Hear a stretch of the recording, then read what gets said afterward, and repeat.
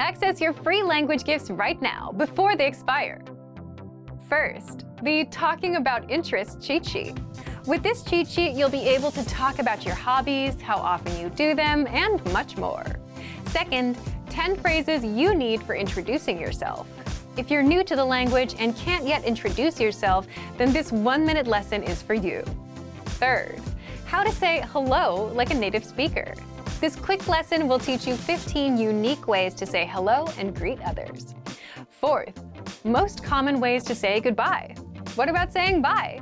Do you know all the ways to say bye in your target language? This 1-minute lesson will get them stuck in your head, guaranteed. Fifth, the How Are You and How to Answer It writing workbook. With this printable PDF workbook, you'll learn all the ways to ask and answer the question, how are you? And you'll be able to practice writing the phrases out as well. And finally, our big collection of language learning audiobooks for anyone who's watched this far. If you visit the link below, we'll send you over to our library of language learning audiobooks, which you can get for free. Save them to your device and listen and learn. They're yours to keep forever. To get your gifts and language learning resources, click the link in the description below. Download them right now before they expire. I received this topic, I was wondering, so there are untranslatable words. How can I translate? How can I explain to you? But it's gonna be challenging and it's gonna be interesting. So today I'm gonna introduce to you some untranslatable words, Vietnamese words, so that you know Vietnamese is weird sometimes. Right, hello everyone, my name is Linh. Welcome back to VietnamesePod101.com, and let's see what we got today.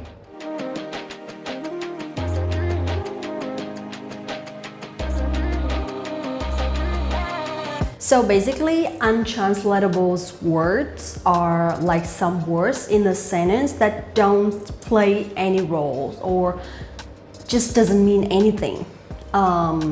But like having them in the sentences will make your Vietnamese sound more natural. So let's see how we can use them in some examples, okay?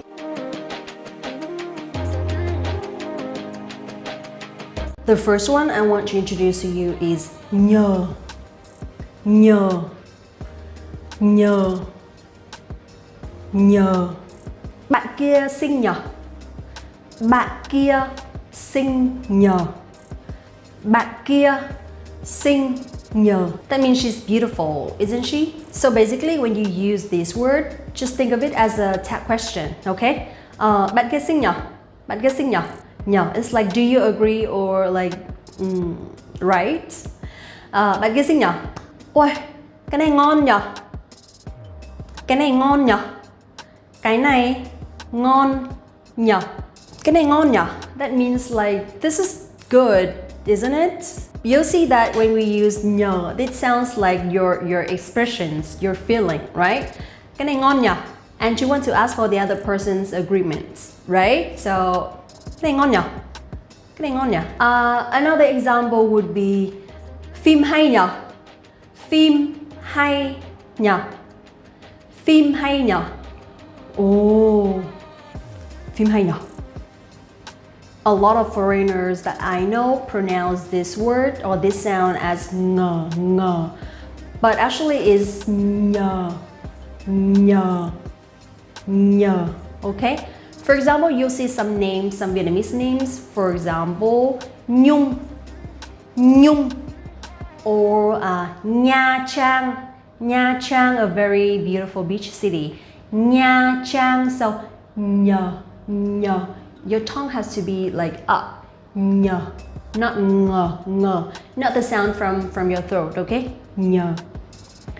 Next one.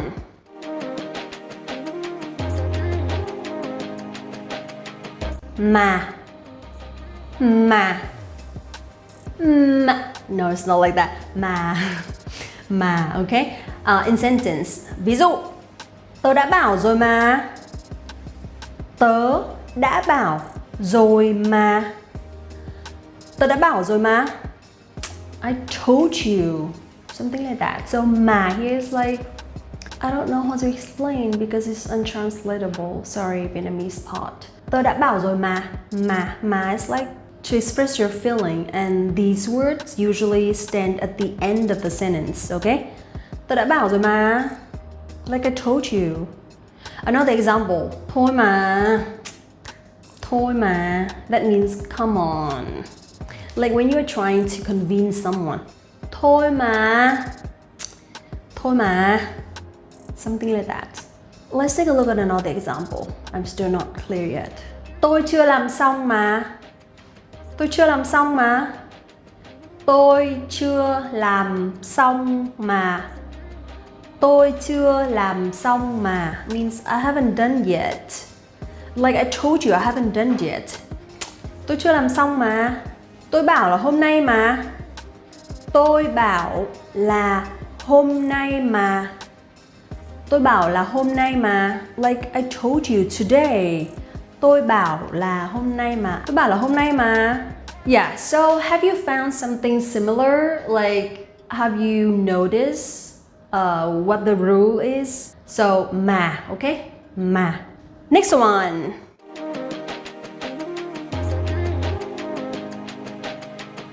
Đi. Đi. Đi. Đi is to go or let's do something, right?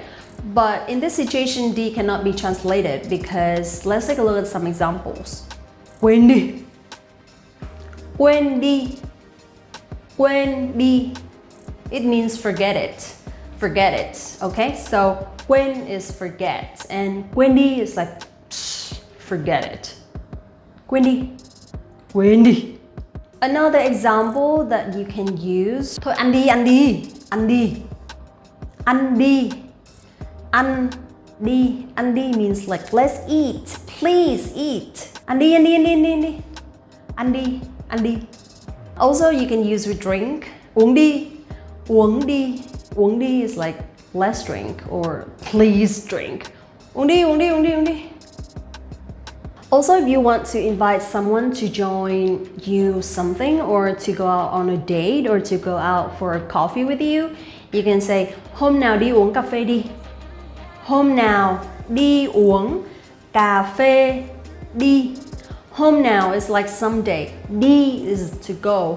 Uống cà phê means to drink coffee. And đi, that weird đi. Hôm nào đi uống cà phê đi. Đi here stands at the end of the sentence and it doesn't play anything, but it just makes your Vietnamese sounds more natural, more Vietnamese. Hôm nào đi uống cà phê đi.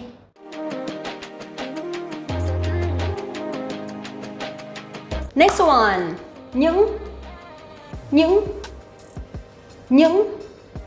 Những means like những is the plural form of nouns. However, in this situation, it will not mean anything.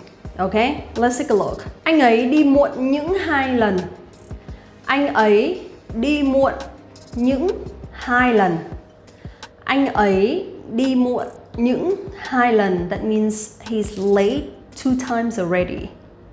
Or he's been late 2 times already. Or he's been late twice already.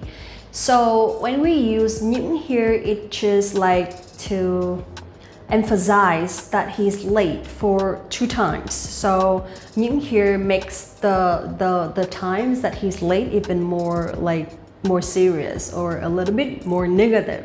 So to emphasize something that happens like more than 1 times, okay? Sếp ơi, anh ấy đi muộn những 2 lần. Những, okay? Next one.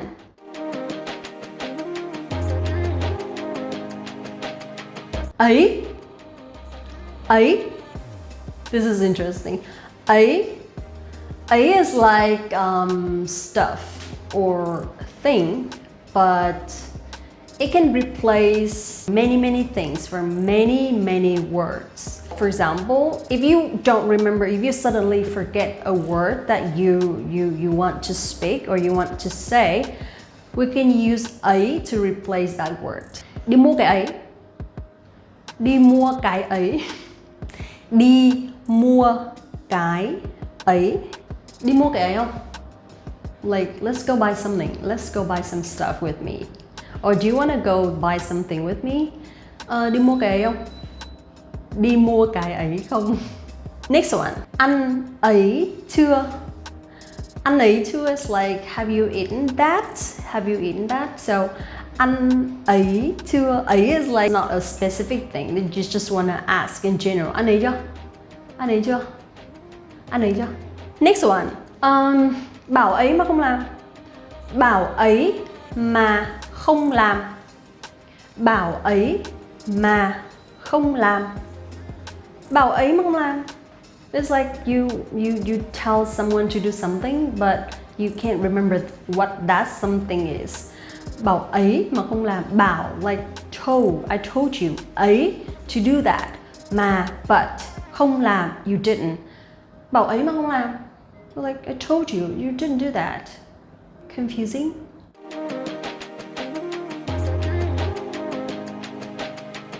Last one.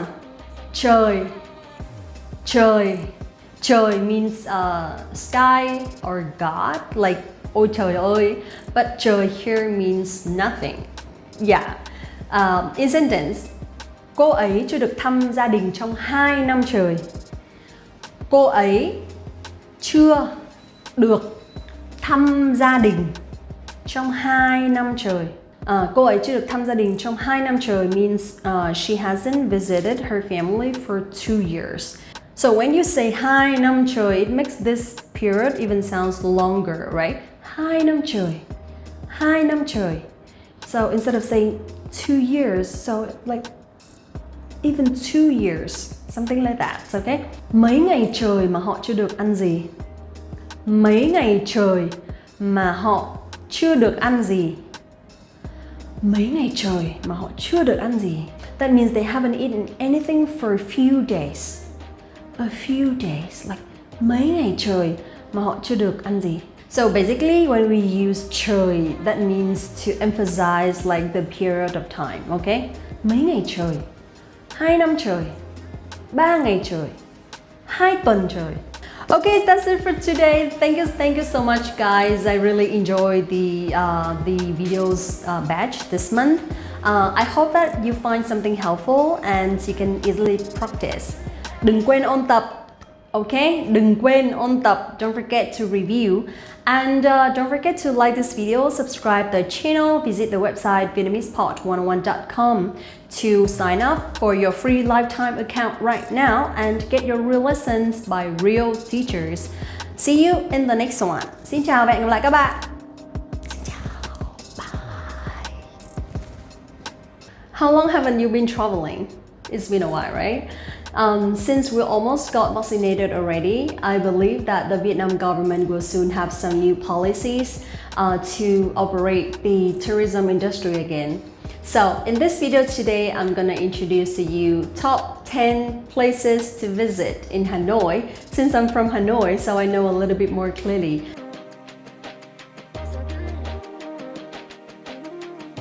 Hello everyone, my name is Linh. Welcome back to VietnamesePod101.com, the fastest, easiest, and most fun way to learn Vietnamese. And let's get started. The first one, let's talk about Hồ Hoàn Kiếm.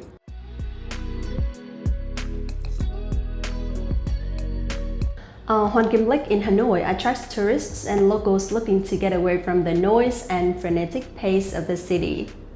Peaceful and quiet. The lake surrounds Ngọc Sơn Temple, Đền Ngọc Sơn, Đền Ngọc Sơn, a pagoda or a temple sitting in the center on a small island.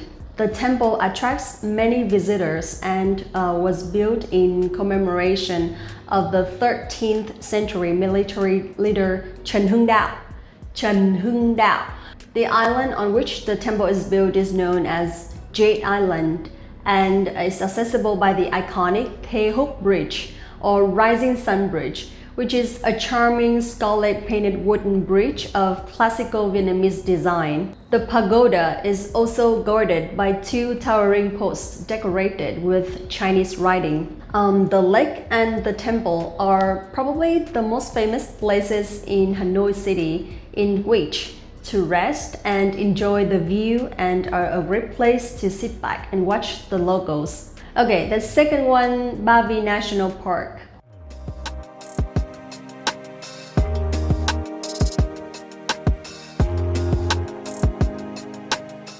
Ba Vì National Park is a nature reserve of stunning beauty located around 2 hours, like 48 kilometers, from downtown Hanoi.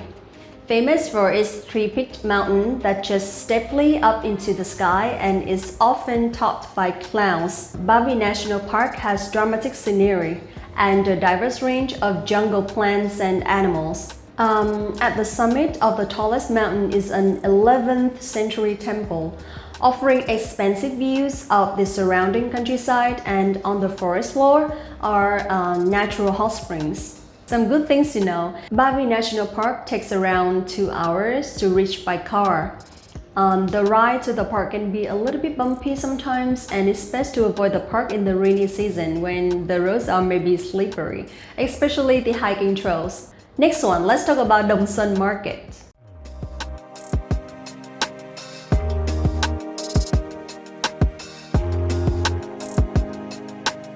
Dong Xuân Market is the largest of its kind in Hanoi, housed within a 4-story Soviet-style building. This sprawling complex offers an intensive collection of fashion, apparel, and souvenirs at some of the best prices in the city.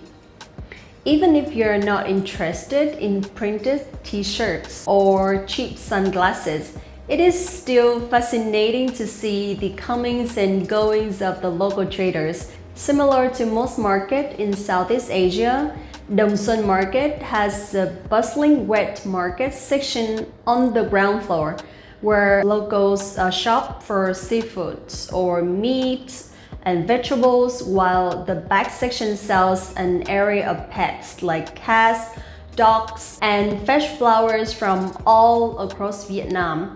So if you're looking to shop for souvenirs, head to the upper levels where you can find numerous stalls selling t-shirts, fabrics, school uniforms, handbags, handicrafts, and all of which are sold at wholesale prices. So big quantity, okay? There's also a massive dining area within Dong Xuân Market with food vendors selling Vietnamese coffee and exotic local dishes for as low as only 15,000, like less than $1. Highly recommended dishes include tiết canh, duck blood soup or fried pork, or bún chả, grilled pork served with noodles, and maybe bánh cuốn, rolled cake, rice roll cake. Now, let's talk about Hanoi Old Quarter, one of my favorite places.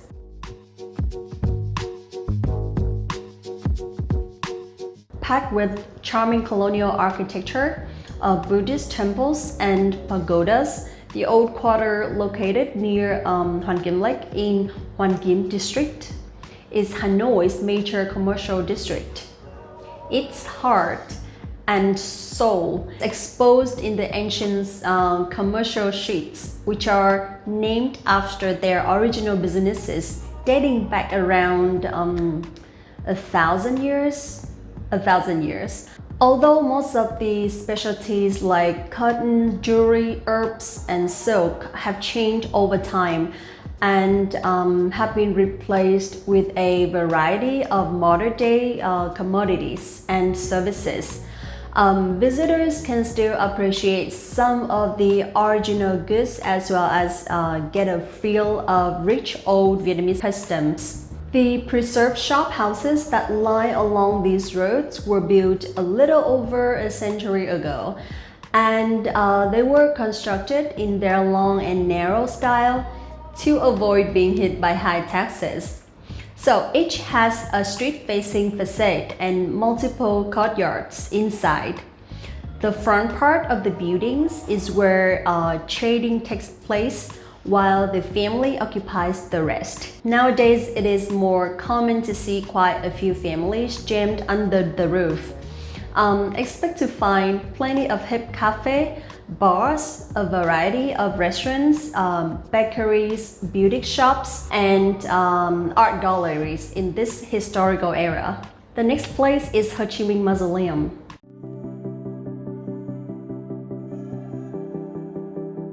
Ho Chi Minh Mausoleum in Ba Dinh Square is one of the most visited attractions in Hanoi. It is the final resting place of Ho Chi Minh, the most iconic and popular leader of Vietnam. His body is preserved here in a glass case at the Ho Chi Minh Mausoleum in central Hanoi, considered as a place of pilgrimage for many Vietnamese. The Ho Chi Minh Mausoleum is a sprawling complex set within the city's gardens that contains the tomb of Ho Chi Minh, as well as various museums and monuments. Also worth a visit is the Still House, once home to Ho Chi Minh, which is excellently preserved, and the one-pillar pagoda. This pagoda is a reconstruction of the original 11th century temple, which was destroyed by French colonial troops. Now, let's talk about Văn Miếu Quốc Tử Giám. Văn Miếu Quốc Tử Giám.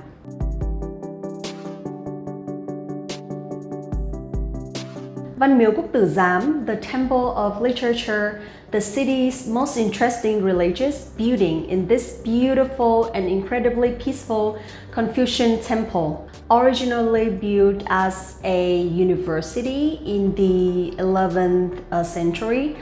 Today, the Temple of Literature stands as a tribute to the nation's scholars.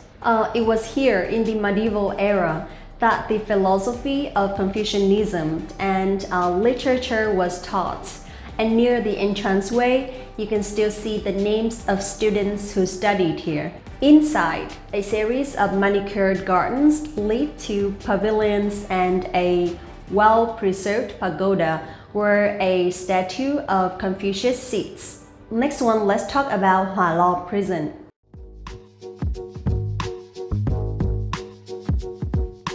Hỏa Lò Prison, located in the center of the capital of Vietnam, well known as one of the most inhumane prisons with terrifying punishments. So in the past, this land was a village specializing in making all kinds of casserole, portable earthen stove. So this place is called Hỏa Lò Village. Hỏa Lò means fire, earthen stove in Vietnamese. So when the French occupied Hanoi, this was moved to another place to get land to build courts and prisons. Because this prison was landed on Hỏa Lò Village, so people call this place Hỏa Lò Prison. Visitors can take photos and observe the imprisoned life in the small cells, like 1.8 meter plus 1.8 meters.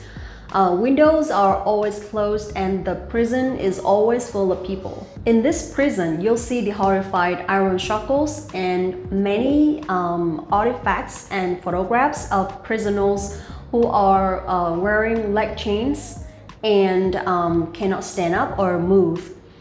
Prisoners are often starved, tortured, and are always beaten and isolated. Therefore, visitors can understand the spirit of the revolutionary soldiers and the humanitarian policy of Vietnamese people against the American pilots prisoner in the Vietnam War.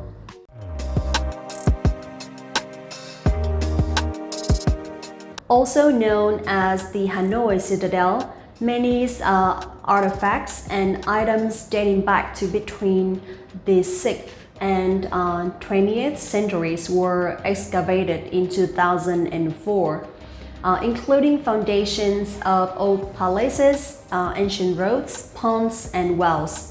On top of these discoveries, archaeologists also found bronze coins, ceramics, and pottery from China and many places in Asia, all of which demonstrate a close trading relationship in the era. The ancient site was the political center of Vietnam for 13 consecutive centuries and served as the capital of Vietnam for around 8 centuries. A notable attraction in the imperial citadel of Thăng Long was the Hanoi Flag Tower, a renovated 40-meter tall stone fortress offering expansive views of Ba Dinh Square and Hanoi city center. Next one, let's talk about Hồ Tây, Westlake.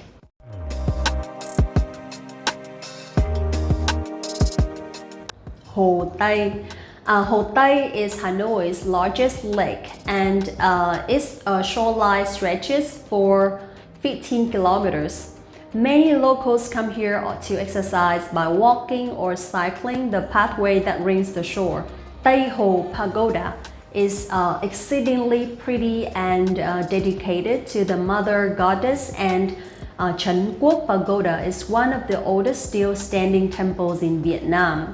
For most travelers, Westlake is a great place to get a skyline view of New Hanoi, as well as to feast on fresh seafood at one of the many restaurants that sit close to the shore. Remember that Westlake lies off Thụy Khuê Street. Now let's talk about Vietnam Museum of Ethnology.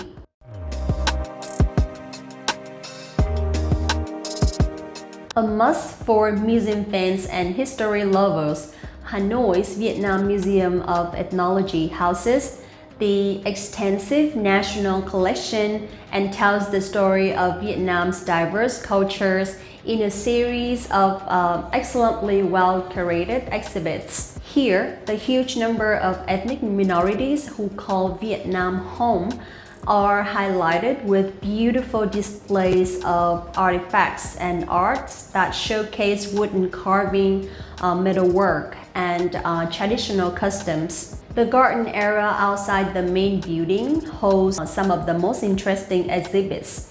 Here, you can see the rural dwellings used by different ethnic minorities across Vietnam, as well as the fascinating Zarai tomb.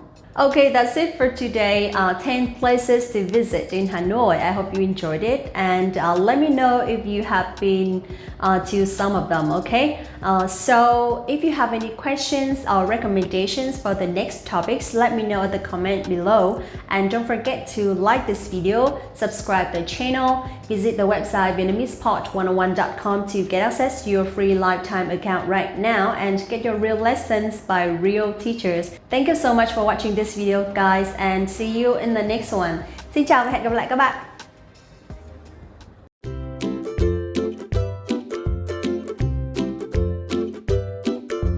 Have you ever been invited to a Vietnamese wedding and felt stuck among hundreds of people without even knowing where the groom and the bride are? If so, you might not have known that this is one of the typical things that makes a wedding in Vietnam special. Knowing Vietnamese culture, in this case through a wedding, allows you to understand and adapt to the people, especially when you're a foreigner living and working in Vietnam. Even though there are only a few steps in the whole process, what makes a wedding in Vietnam unforgettable is the journey of joining these processes. In this video today, I'm gonna share with you what these steps are, okay? Hello everyone, my name is Linh. Welcome back to VietnamesePod101.com, and let's get started.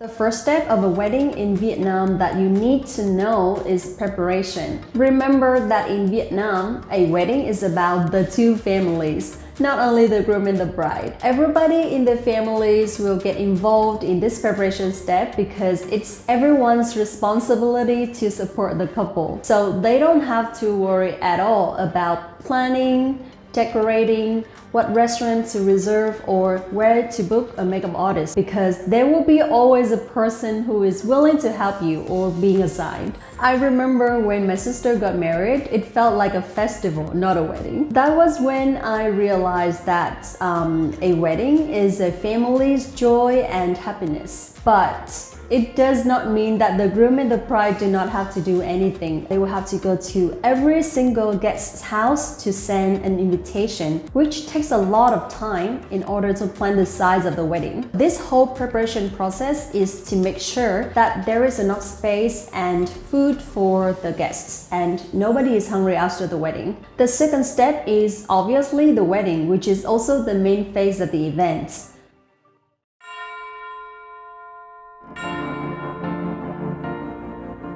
Some families have 2 or even 3 partying days depending on how many guests they invited. I have joined a wedding with around 1,000 guests, which is huge and apparently costs the family a fortune. On the wedding day, the groom's family goes to the bride's family and does all the formalities needed to pick up the bride. And after that, they all go to the restaurants to enjoy the party and officially announce their marriage to everybody. However, the couple does not really enjoy the moment. They will have to go to every table and thank the guests for coming to the party. In Western countries, the couple actually enjoy the food at this step. It does not work the same way in Vietnam. Most of the guests are the parents' invitees. Walking around the hall and greeting people are ways to show the host's appreciation. The reason why this happens is not only because the parents have more guests than the couple, but also Vietnamese people get married at quite young age, which means they are not able to afford the wedding costs. For this reason, there will be some imbalance between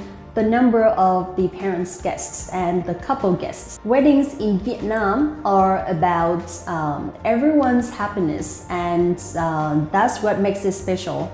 The last step in a wedding process is to show gratitude.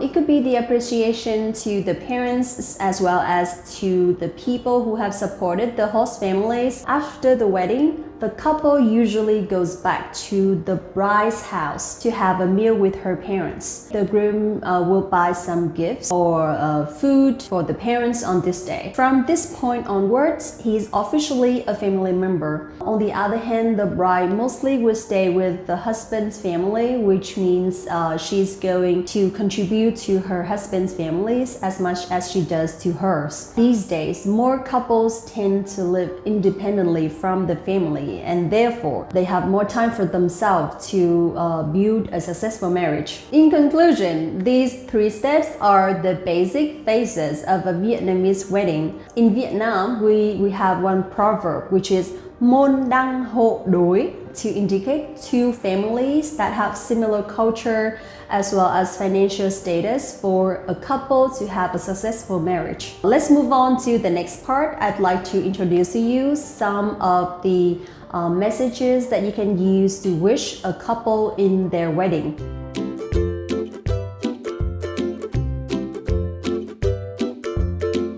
First one and the most common one that you can use anywhere, anytime, and this is like the most popular sentence in Vietnam to congratulate a wedding, which is chúc mừng hạnh phúc. Chúc mừng hạnh phúc. Chúc mừng hạnh phúc. Chúc mừng means congratulations and hạnh phúc means happiness. So chúc mừng hạnh phúc means like congratulations on your happiness, okay? Next one, this one is also very common and you can actually use in any wedding. Chúc anh chị hạnh phúc. Chúc anh chị hạnh phúc. Chúc anh chị hạnh phúc. Okay, so if chúc mừng means congratulations, chúc means wishing or to wish something, okay? To wish someone something. So chúc anh chị hạnh phúc means wishing you guys happiness. Chúc anh chị hạnh phúc, okay? So chúc mừng hạnh phúc.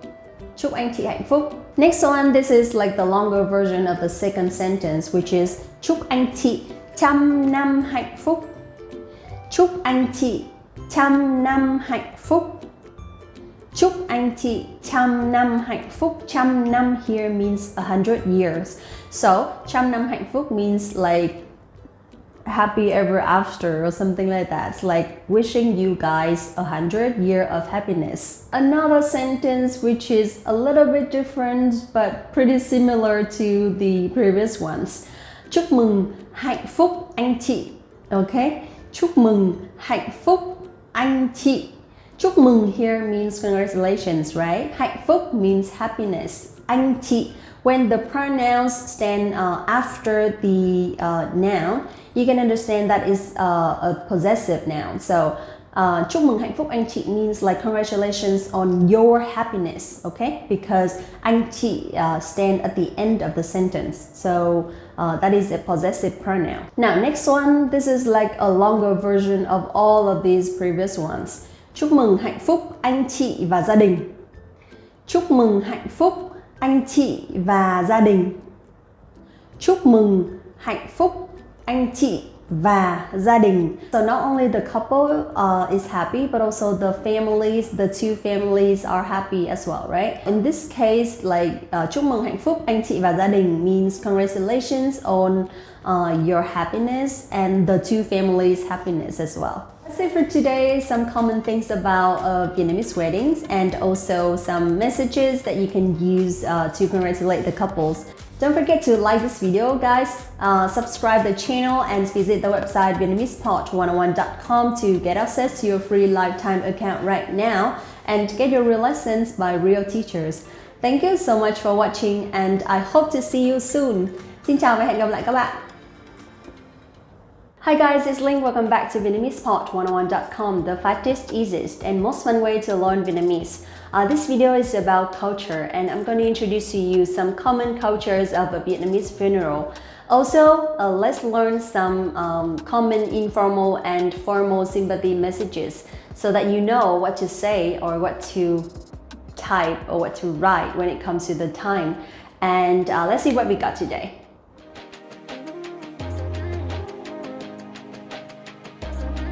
I'm not going to go into details of a funeral in Vietnam, but I'm going to introduce to you some common steps so that you know how we organize a funeral in Vietnam.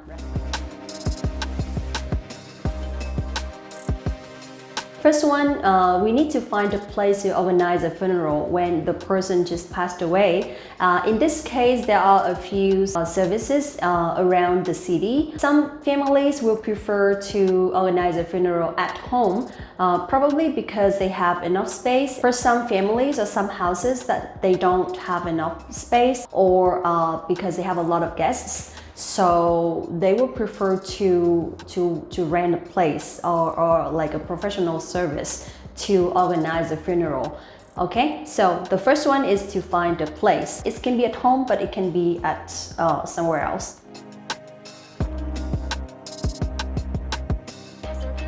The second culture is we will change the clothes for the person who passed away because we believe that they will have to go through some kind of gate on the way to the heaven or something. So I think it's very common in every country because even in some Western countries, I still see that people will wear like new clothes or nice clothes, something like that, right? So the second step is to change the clothes.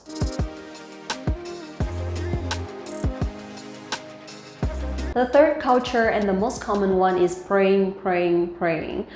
For example, if some families are Christian, they will not pray like this at home, but they will go to the church maybe. But for some Buddhist families, we will pray at home. For example, mine.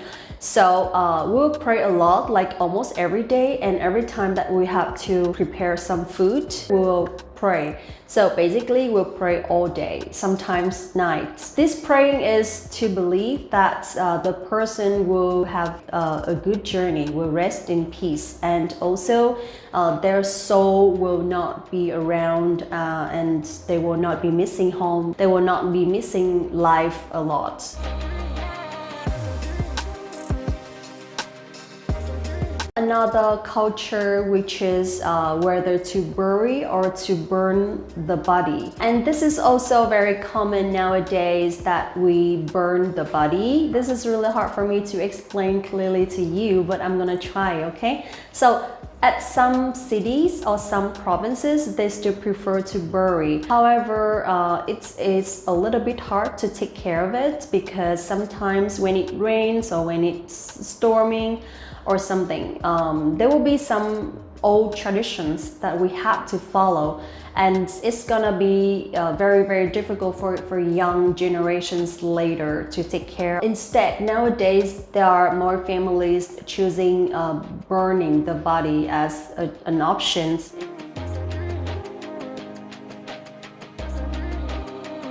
Next one, we have another common culture, which is to send the soul of the person to the pagoda.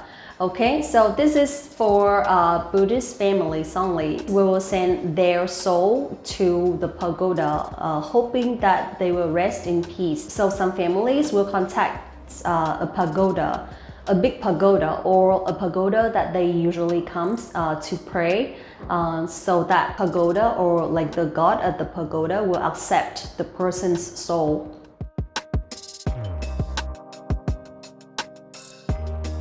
Next one, another culture. This is also very common for Buddhist families, which is to pray for 7 weeks. Because we believe that within 7 weeks, which is 49 days, the dead person is still around the house and they're still like missing the family. They're still missing their life. They will still be there. So that's why we need to pray and we need to prepare food, like 3 meals a day for them.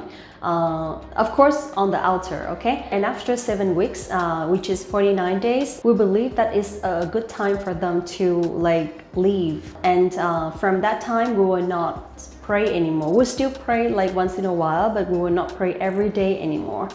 So praying for 7 weeks.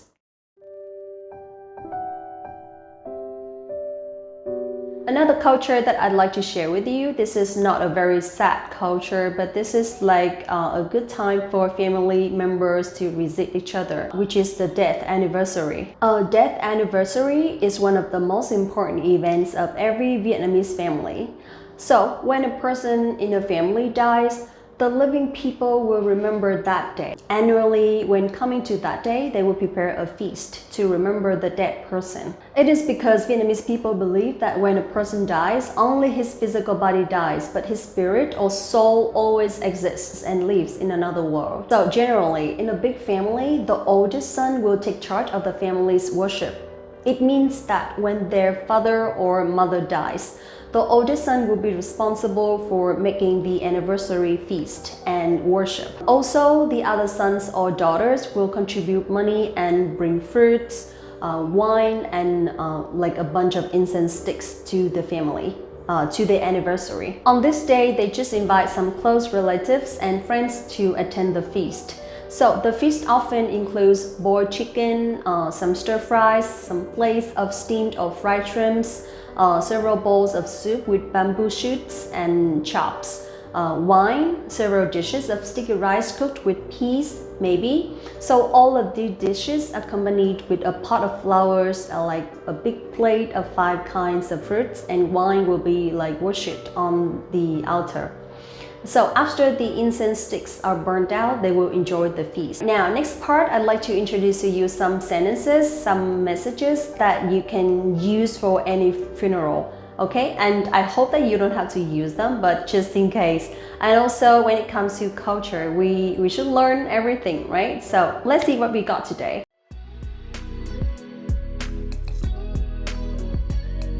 Basically, in Vietnam, we don't really use like a lot of different messages or sentences. We actually have only like a few very common sentences, which are xin chia buồn cùng gia đình, xin chia buồn cùng gia đình, xin chia buồn cùng gia đình. So this is like the most common one, and you can use like anytime, both formal and informal situations. Next one, if the person is a little bit old, like at your parents' generations, like a little bit older than your parents, then you will call and address her or him as bác, right? Bác.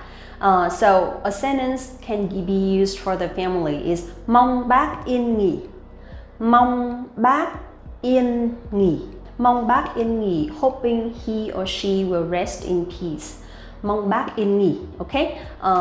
If the person is very young, like at your generation, then you'll address him or her anh or chị, right? So instead, we can say mong anh hoặc chị yên nghỉ. Mong anh or chị yên nghỉ. Mong anh or chị yên nghỉ means like hoping he or she will rest in peace. Another word for like grandparents, grandpa or grandma, we use mong ông or bà yên nghỉ. Mong ông or bà yên nghỉ. Mong ông bà yên nghỉ.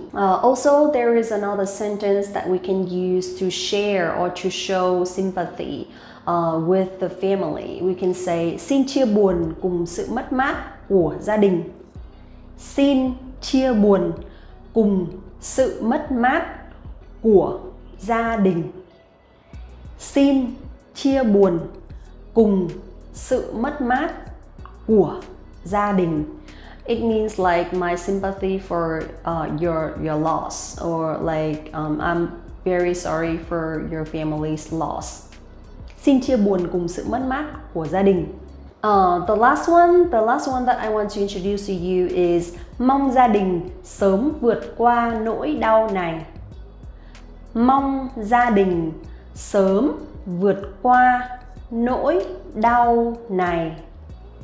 Mong gia đình sớm vượt qua nỗi đau này means like hoping your family will overcome this pain or this loss soon. Mong gia đình sớm vượt qua nỗi đau này. Okay, so that's it for today. Thank you so much for watching this video. I know this is not a very fun or happy topic, but this is about our culture. This is one of our culture. So I hope that it also brings you something new.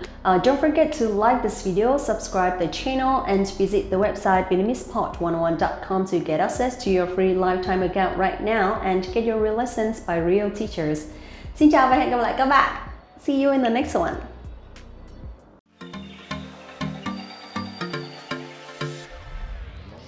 A country culture can exist everywhere, right? Whether it's in a wedding, a funeral, or businesses. In this video today, I'm gonna share with you some common culture in businesses so that you know when you have a business with a Vietnamese person, what we should notice and what we should not notice. Okay, hello everyone, my name is Linh. Welcome back to VietnamesePod101.com, the fastest, easiest, and most fun way to learn Vietnamese. And let's get started.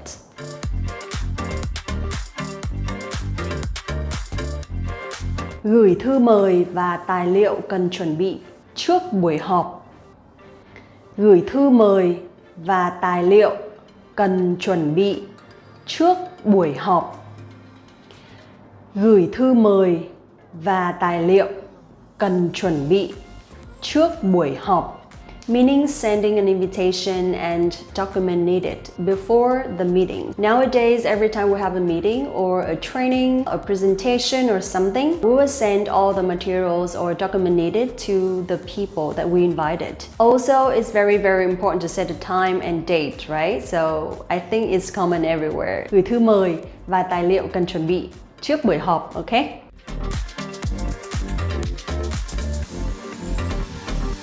Number 2, or the second rule, which is có mặt đúng giờ của buổi họp.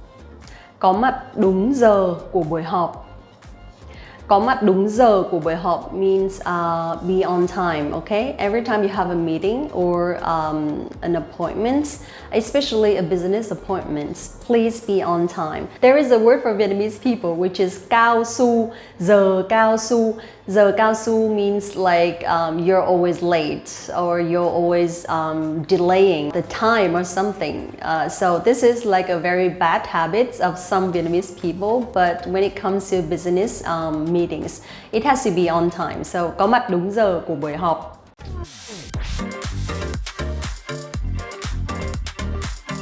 Chuẩn bị đồ ăn nhẹ cho buổi họp. Chuẩn bị đồ ăn nhẹ cho buổi họp. Chuẩn bị đồ ăn nhẹ cho buổi họp. Chuẩn bị đồ ăn nhẹ cho buổi họp meaning to prepare some snacks for the meeting or for the appointments. When it comes to long meetings, especially trainings, it's better for the participants if we can prepare some snacks or some water for them. Okay? So don't forget to chuẩn bị đồ ăn nhẹ cho buổi họp. Okay?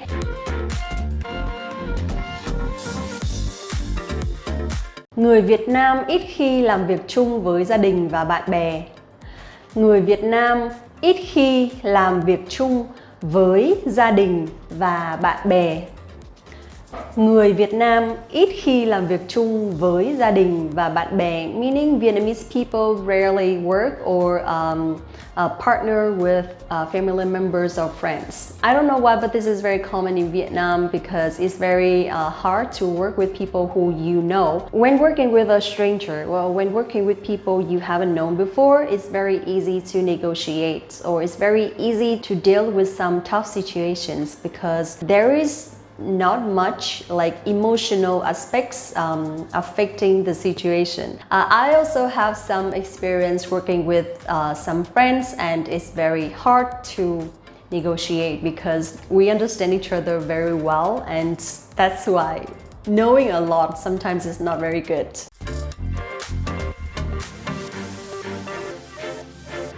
Người Việt Nam thường làm việc trước, thỏa thuận sau.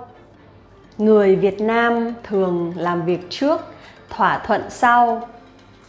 Người Việt Nam thường làm việc trước, thỏa thuận sau, meaning Vietnamese people usually work first and negotiate later. So that means once you've known each other for some time and you have already built trust or rapport. Some people tend to work first, go for it, before actually negotiate some situation in terms of salary or like work hours, benefits or responsibilities. I used to see like some friends, they had some business ideas and they decided to work together without actually telling the responsibilities and benefits of each person, leading to like a lack of communication. After that, the business didn't go well just because they didn't have proper agreements beforehand. That's why it's very common in Vietnam and it's not easy for startups to last for a long time because they just didn't research and prepare properly. This is also one of the common culture, which is not very good, but it happens somewhere. So if you partner with a Vietnamese person, make sure that everything is clear from the beginning and set clear expectations so that it won't create inconvenience later.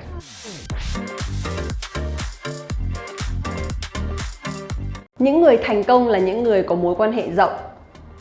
Những người thành công là những người có mối quan hệ rộng. Những người thành công là những người có mối quan hệ rộng, meaning successful people are people who have broad connections or like a lot of relationships. I think it's also common everywhere when you have a lot of connections and relationships in different fields. It's easier for you to sort out some difficult situations because people will help you, will support you based on what they have or based on what they know. It's very common in Vietnam if you're very successful, that means you have a lot of connections and relationships with big guys. For example, people who work in the government or police or like managers or business owners, something like that. Những người thành công là những người có mối quan hệ rộng.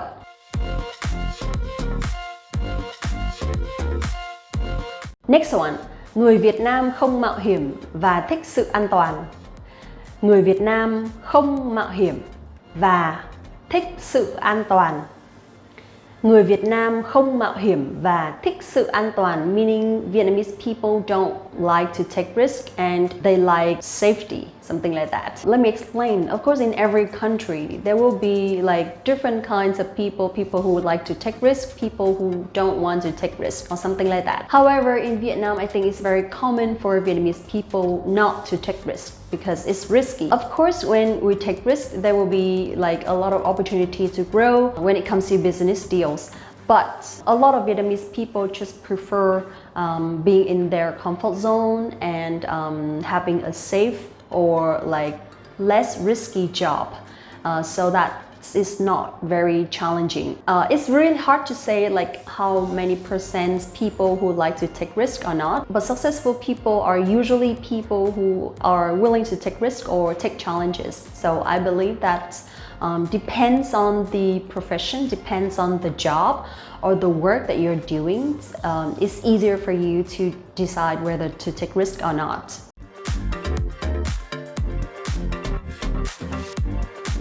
Người Việt Nam thường tìm kiếm các công việc ổn định. Người Việt Nam thường tìm kiếm các công việc ổn định.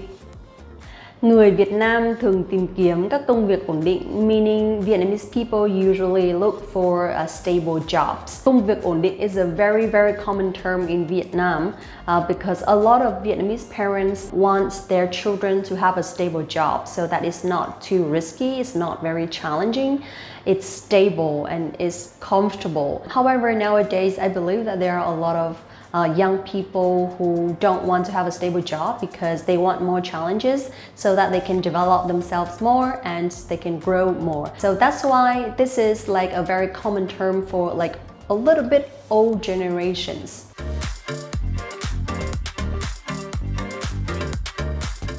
Thu nhập ở miền Bắc cao hơn ở miền Nam một chút. Thu nhập ở miền Bắc cao hơn ở miền Nam một chút. Thu nhập ở miền Bắc cao hơn ở miền Nam một chút means like salary range or income in the north is a little bit higher than in the south. I don't know why. I think maybe because Ho Chi Minh City is a more developed city than Hanoi. There are like more job opportunities, and Hanoi is more like a politic city. So that's why I believe that we don't have a lot of like big and developed businesses than in Ho Chi Minh City, and that's why the living cost is a little bit lower and the salary range is a little bit lower as well.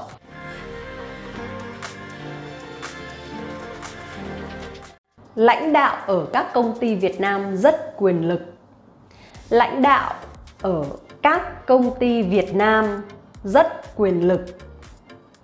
Lãnh đạo ở các công ty Việt Nam rất quyền lực, meaning leaders or business owners of Vietnamese companies are very powerful. I don't know how about in your country, but in Vietnam, once you're a business owner, you're a director or like you're a leader in your company, it means you have a lot of power. So I would try to be a business owner so that I have more power, but I will use that in a good way.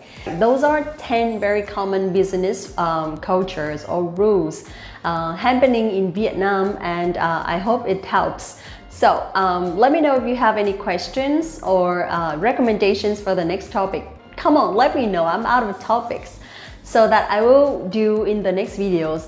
Also, don't forget to like this video, subscribe the channel, and visit the website VietnamesePod101.com to get access to your free lifetime account right now and get your real lessons by real teachers. Thank you so much again. See you in the next one. Xin chào và hẹn gặp lại các bạn. Nhà hàng, restaurant. Nhà hàng, nhà hàng, restaurant. Người phụ nữ đang ăn ở ngoài tại một nhà hàng. The women are eating out at the restaurant. Người phụ nữ đang ăn ở ngoài tại một nhà hàng. Quán cà phê, cà phê. Quán cà phê, quán cà phê, cà phê. Đây là quán cà phê yêu thích của tôi. This is my favorite cafe. Đây là quán cà phê yêu thích của tôi. Quán trà, tea house. Quán trà, quán trà, tea house. Quán trà đó trông thật lãng mạn. That tea house looks so romantic. Quán trà đó trông thật lãng mạn. Quán bar, bar. Quán bar, quán bar, bar. Tôi thích quán bar này. I like this bar. Tôi thích quán bar này. Đồ nội thất. Furniture. Đồ nội thất. Đồ nội thất. Furniture. Chúng tôi đã phải thay thế toàn bộ đồ nội thất trong nhà sau vụ cháy. We had to replace all of our furniture after the fire. Chúng tôi đã phải thay thế toàn bộ đồ nội thất trong nhà sau vụ cháy. Cỏ. Grass. Cỏ. Cỏ. Grass. Con gorilla đang nghỉ ngơi trên đám cỏ. The gorilla is resting in the grass. Con gorilla đang nghỉ ngơi trên đám cỏ. Đất. Soil. Đất. Đất. Soil.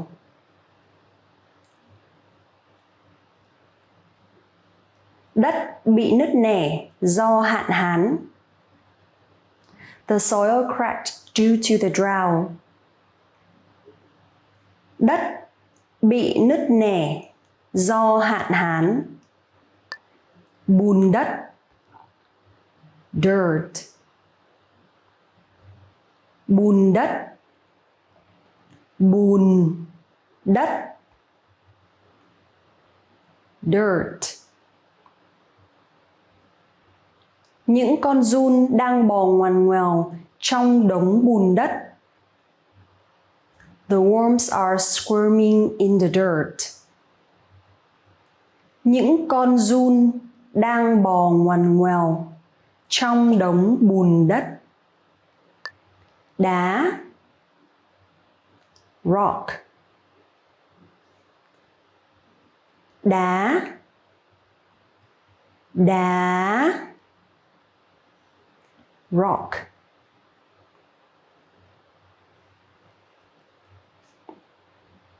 Hai con cua đang bò trên tảng đá.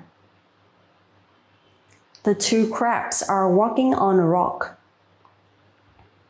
Hai con cua đang bò trên tảng đá. Cây. Tree. Cây. Cây. Tree. Cây mọc rải rác trên đồi. Trees grow sparsely on the hill. Cây mọc rải rác trên đồi. Đạo lão. Taoism. Đạo lão. Đạo lão. Taoism. Đạo lão còn được gọi là đạo giáo. Taoism is also known as Taoism. Đạo lão còn được gọi là đạo giáo. Kinh thánh. Bible. Kinh thánh.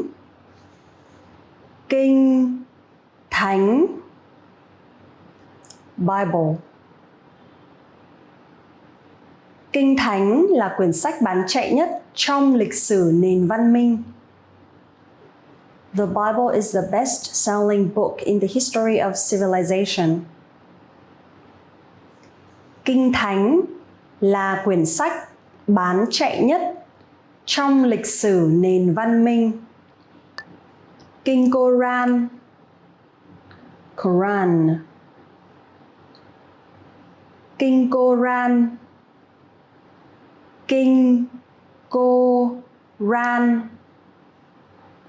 Quran. Kinh Koran là một thánh kinh của Hồi giáo. The Quran is the holy book of the Muslim religion. Kinh Koran là một thánh kinh của Hồi giáo. Linh mục, priest. Linh mục, linh mục, priest. Người Thiên Chúa giáo tin rằng các linh mục có quyền năng xá tội cho họ. Catholics believe that priests have the power of pardoning their sins. Người Thiên Chúa giáo tin rằng các linh mục có quyền năng xá tội cho họ. Đạo Do Thái, Judaism. Đạo Do Thái, đạo Do Thái, Judaism. Đạo Do Thái, đạo Cơ đốc, đạo Phật và nhiều tôn giáo khác đều có thầy tu. Judaism, Christianity, Buddhism and many other religions have priests. Đạo Do Thái, đạo Cơ đốc, đạo Phật và nhiều tôn giáo khác đều có thầy tu. 1,000 1,000 1,000 1,000 1,000. Tôi nhặt được 1,000 đồng. I found 1,000 dong. Tôi nhặt được 1,000 đồng. 2,000 2,000 2,000 2,000 2,000. Cái này trị giá 2,000 đô la. This costs $2,000. Cái này trị giá 2,000 đô la. 8,000 8,000 8,000 8,000 8,000. Có 8,000 người sống ở ngôi làng đó. 8,000 people live in that village. Có 8,000 người sống ở ngôi làng đó. 10,000 10,000 10,000 10,000 10,000. 10,000 người lính đã được gửi ra chiến trận. 10,000 soldiers was dispatched to the side of the battle. 10,000 người lính đã được gửi ra chiến trận. 4,000 4,000 4,000 4,000 4,000. Sân vận động rộng 4,000 mét vuông.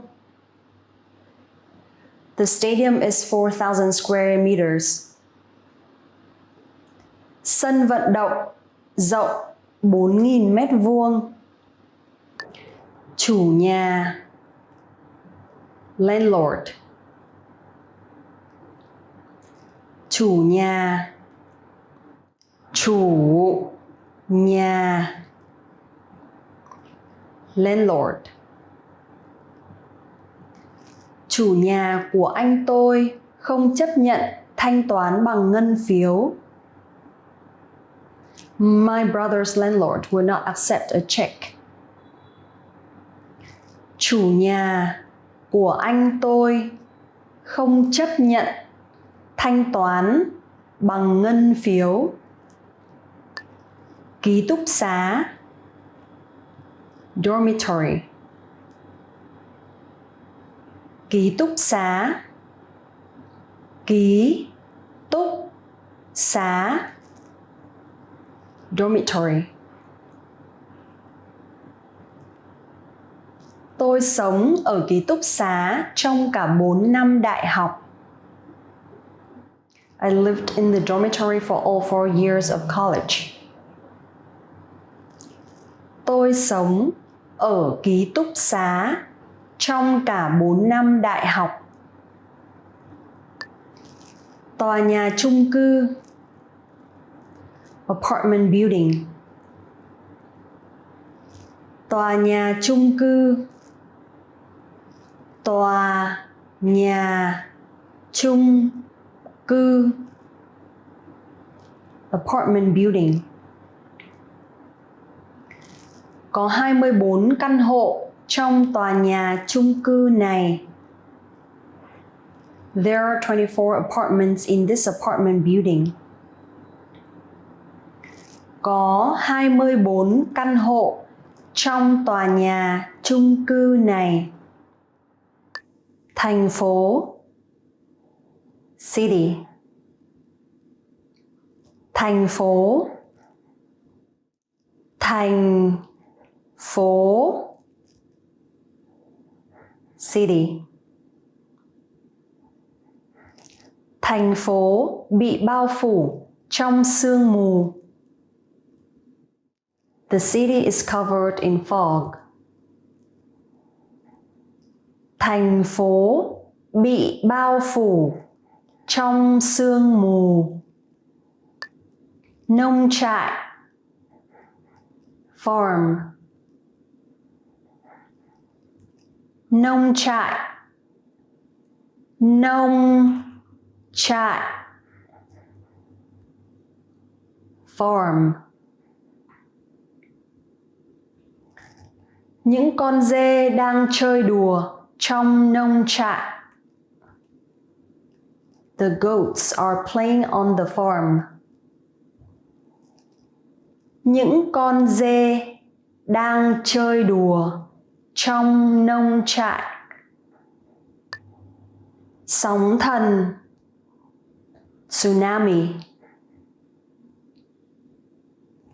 Sóng thần. Sóng thần. Tsunami. Sóng thần đã ập vào thành phố. The tsunami hit the city. Sóng thần đã ập vào thành phố. Tuyết lở. Avalanche. Tuyết lở. Tuyết lở. Avalanche. Tuyết lở đã phá hủy khu trượt tuyết, nhưng may mắn là không có người nào bị thương. The avalanche destroyed the ski resort, but luckily nobody was hurt. Tuyết lở đã phá hủy khu trượt tuyết, nhưng may mắn là không có người nào bị thương. Hỏa hoạn. Fire. Hỏa hoạn. Hỏa hoạn. Fire. Tòa nhà chung cư cần phải có lối thoát hiểm khi có hỏa hoạn. The apartment building has to have a fire escape. Tòa nhà chung cư cần phải có lối thoát hiểm khi có hỏa hoạn. Động đất. Earthquake. Động đất. Động đất. Earthquake. Trận động đất làm rung chuyển mặt đất. The earthquake is shaking the ground. Trận động đất làm rung chuyển mặt đất. Bão cát. Sandstorm. Bão cát. Bão cát. Sandstorm. Cơn bão cát đã ập đến. The sandstorm has touched down.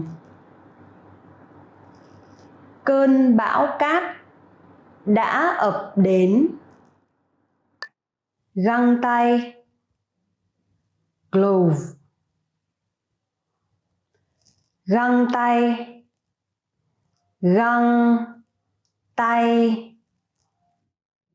Glove. Tôi cần một đôi găng tay mới cho mùa thu. I need new gloves for autumn. Tôi cần một đôi găng tay mới cho mùa thu. Ô. Umbrella. Ô. Ô. Umbrella. Tôi không có ô và trời thì đang mưa. I don't have an umbrella and it's raining. Tôi không có ô và trời thì đang mưa. Mũ. Hat. Mũ. Mũ. Hat.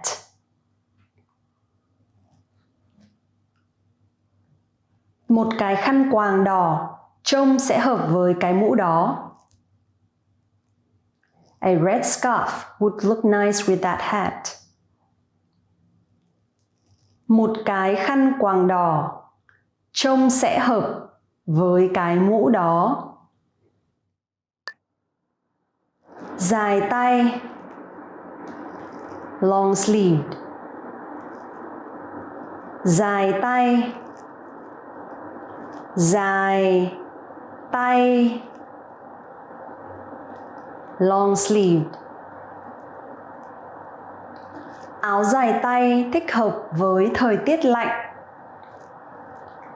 Long sleeved shirts are good for cold weather. Áo dài tay thích hợp với thời tiết lạnh. Ngắn tay. Short sleeved. Ngắn tay. Ngắn tay. Short sleeved. Áo ngắn tay phù hợp với thời tiết ấm áp hơn. Short sleeved shirts are better when it is warm. Áo ngắn tay phù hợp với thời tiết ấm áp hơn. Đau. Painful. Đau.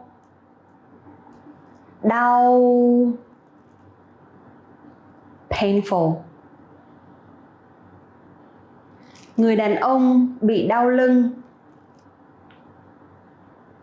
The man has a painful backache. Người đàn ông bị đau lưng. Nhút nhát. Shy. Nhút nhát. Nhút nhát. Shy.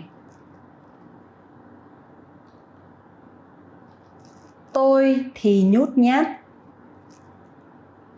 I am shy. Tôi thì nhút nhát. Lo lắng. nervous. Lo lắng, lo lắng, nervous. Người đàn bà đang lo lắng. The woman is nervous. Người đàn bà đang lo lắng. Hào hứng, excited. Hào hứng, hào hứng, excited. Đứa bé đang hào hứng. The baby is excited. Đứa bé đang hào hứng. Xấu hổ, embarrassed. Xấu hổ, xấu hổ, embarrassed. Cậu bé đang cảm thấy xấu hổ. The boy is embarrassed. Cậu bé đang cảm thấy xấu hổ. Miền quê, countryside. Miền quê, miền quê, countryside. Họ có một căn nhà lớn ở miền quê. They have a big house in the countryside. Họ có một căn nhà lớn ở miền quê. Làng, village. Làng, làng, village. Tôi lớn lên ở một ngôi làng nhỏ. I grew up in a small village. Tôi lớn lên ở một ngôi làng nhỏ. Thị trấn, town. Thị trấn, thị trấn, town. Tôi muốn đi dạo trong thị trấn. I want to go for a walk in town. Tôi muốn đi dạo trong thị trấn. Ngoại ô, suburb. Ngoại ô, ngoại ô, suburb. Anh ấy làm việc trong thành phố nhưng sống ở ngoại ô. He works in the city but he lives in the suburbs. Anh ấy làm việc trong thành phố nhưng sống ở ngoại ô. Phòng, room. Phòng, phòng, room.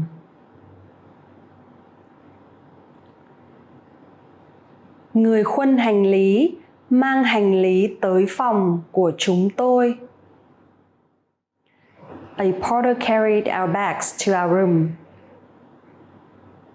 Người khuân hành lý mang hành lý tới phòng của chúng tôi. Vết bỏng, burn. Vết bỏng, vết bỏng, burn. Vết bỏng của tôi rất đau. My burn hurts a lot. Vết bỏng của tôi rất đau. Cờ vua. Chess. Cờ vua.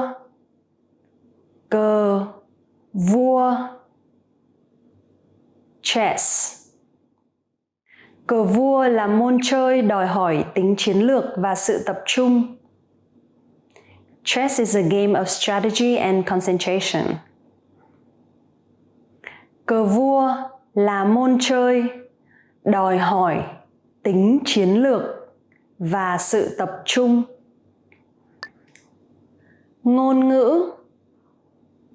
Language. Ngôn ngữ. Ngôn ngữ. Language. Tiếng Hàn Quốc là ngôn ngữ chính thức. Korean is the official language.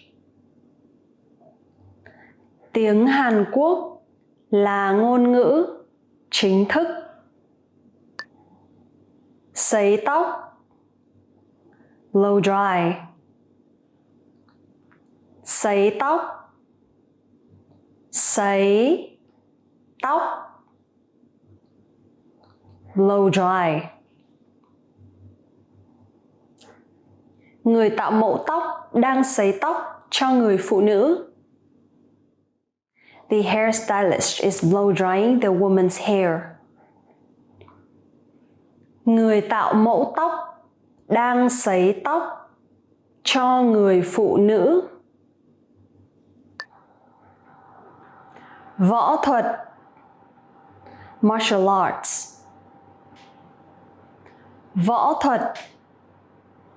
Võ thuật. Martial arts. Người hướng dẫn võ thuật của chúng tôi đã chơi môn này 25 năm. Our martial arts instructor has practiced for 25 years. Người hướng dẫn võ thuật của chúng tôi đã chơi môn này 25 năm. Thỏa mãn. Satisfied. Thỏa mãn. Thỏa mãn. Satisfied. Người đàn ông thỏa mãn rồi. The man is satisfied. Người đàn ông thỏa mãn rồi. Bình tĩnh. Calm. Bình tĩnh. Bình tĩnh. Calm. Người phụ nữ bình tĩnh.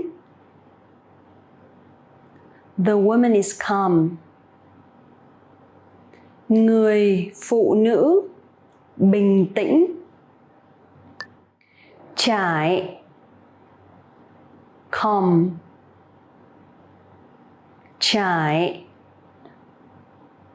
Trải. Calm. Tôi chải lông cho chó cưng hàng ngày. I comb my dog every day. Tôi chải lông cho chó cưng hàng ngày. Súc miệng. Gargle. Súc miệng. Súc miệng.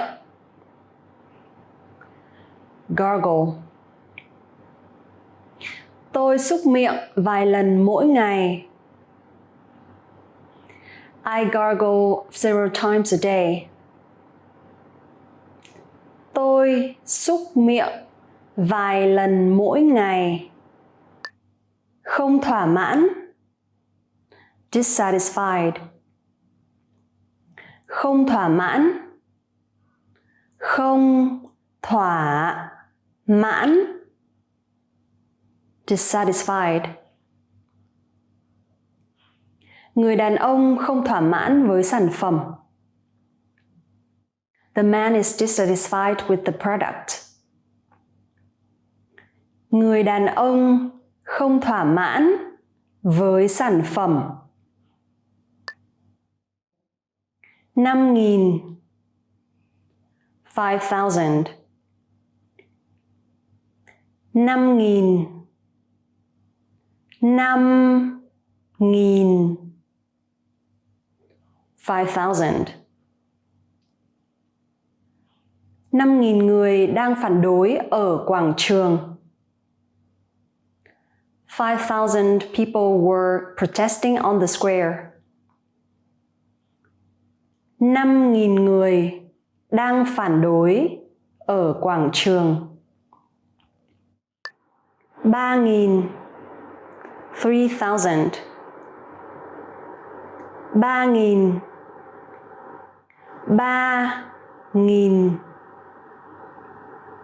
3,000 Ở Peru có hơn 3.000 loại khoai tây. In Peru, more than 3,000 types of potatoes exist. Ở Peru có hơn 3.000 loại khoai tây. 6.000 6,000 6.000 6.000 6,000 Có khoảng 6.000 hòn đảo ở Hy Lạp. There are around 6,000 islands in Greece. Có khoảng 6.000 hòn đảo ở Hy Lạp. 7.000 7,000 7.000 7.000 7,000 Cô ấy đã bán được 7.000 album. She sold 7,000 albums. Cô ấy đã bán được 7.000 album. 9.000 9,000 9.000 9.000 9,000 9.000 binh đoàn lính đã rút khỏi đất nước. 9,000 troops withdrew from the country. 9.000 binh đoàn lính đã rút khỏi đất nước. Hoa hồng. Rose. Hoa hồng. Hoa hồng. Rose. Người đàn ông chuẩn bị tặng hoa hồng cho bạn gái của anh ấy. The man is about to give roses to his girlfriend. Người đàn ông chuẩn bị tặng hoa hồng cho bạn gái của anh ấy. Hoa. Flower. Hoa. Hoa. Flower.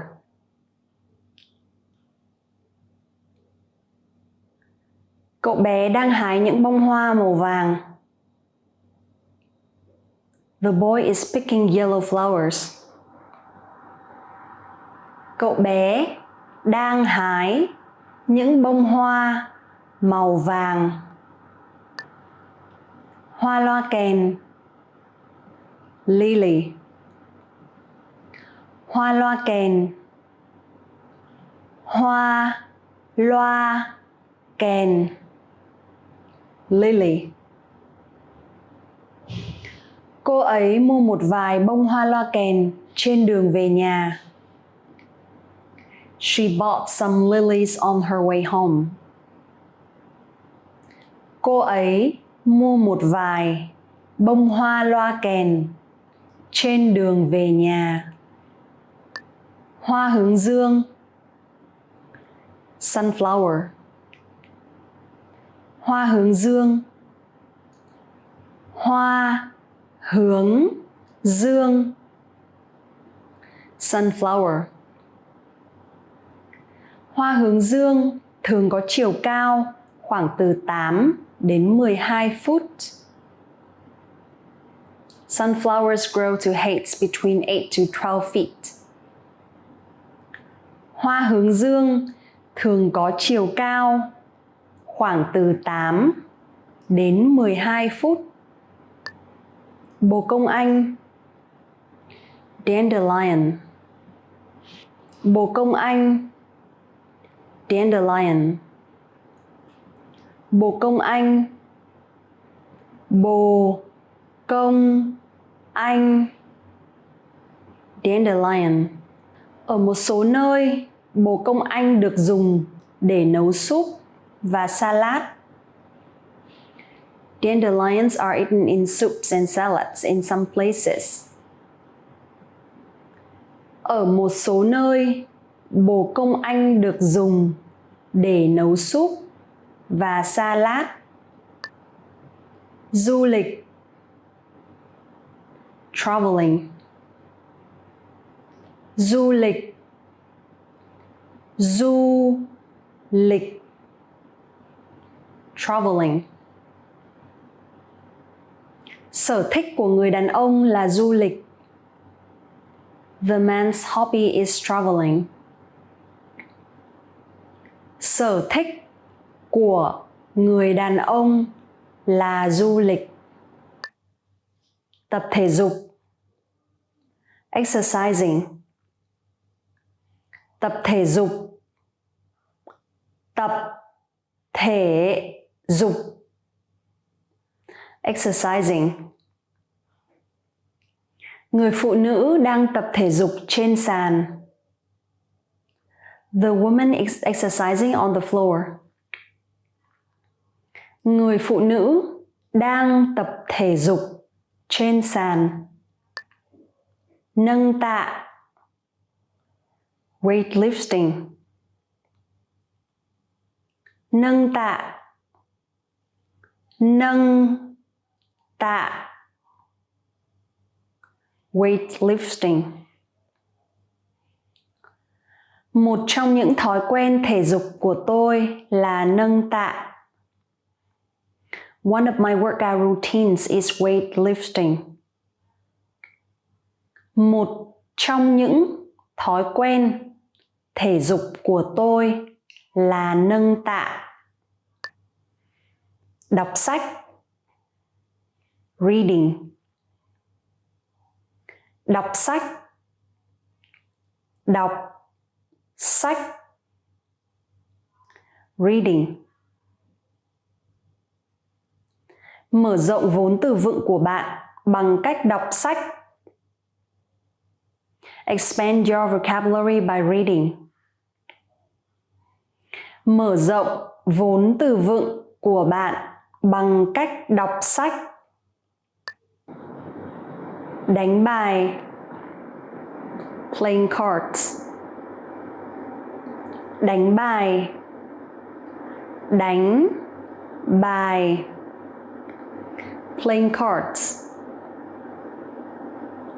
Chúng tôi thường đánh bài vào những buổi tối mùa hè ấm áp. We often play cards in a warm summer evening. Chúng tôi thường đánh bài vào những buổi tối mùa hè ấm áp. Khuyên tai. Earring. Khuyên tai. Khuyên tai. Earring. Những đôi khuyên tai lớn là rất thời trang. Big earrings are fashionable. Những đôi khuyên tai lớn là rất thời trang. dây chuyền, necklace, dây chuyền, dây chuyền, necklace. Dây chuyền bạn đang đeo có những hạt ngọc đẹp quá. The necklace you are wearing has beautiful gems. Dây chuyền bạn đang đeo có những hạt ngọc đẹp quá. Nhẫn, ring, nhẫn, nhẫn, ring. Chúng tôi đã mua nhẫn cưới tại cửa hàng trang sức. We bought our wedding rings at the jewelry store. Chúng tôi đã mua nhẫn cưới tại cửa hàng trang sức. Quần đùi lót, boxer shorts. Quần đùi lót, quần đùi lót, boxer shorts. Quần đùi lót là một loại quần lót của nam giới. Boxer shorts are an undergarment for men. Quần đùi lót là một loại quần lót của nam giới. Váy, skirt, váy, váy, skirt. Cô ấy đang mặc một cái váy vàng. She's wearing a yellow skirt.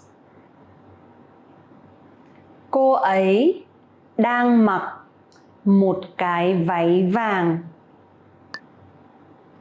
Bánh hamburger, hamburger. Bánh hamburger, bánh hamburger,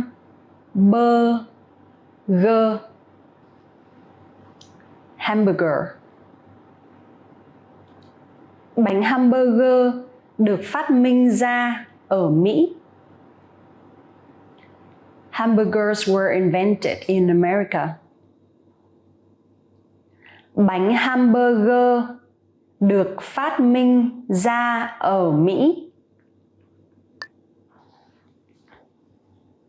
Bánh hamburger phô mai, cheeseburger. Bánh hamburger phô mai, bánh hamburger phô mai, cheeseburger.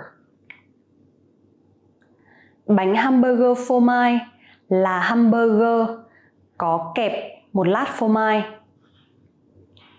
A cheeseburger is a hamburger with a slice of cheese. Bánh hamburger phô mai là hamburger có kẹp một lát phô mai. Pizza, pizza. Pizza, pizza, pizza.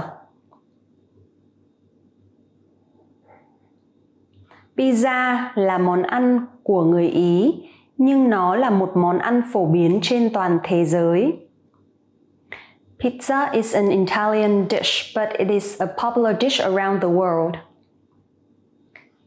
Pizza là món ăn của người Ý, nhưng nó là một món ăn phổ biến trên toàn thế giới. Xúc xích, hot dog.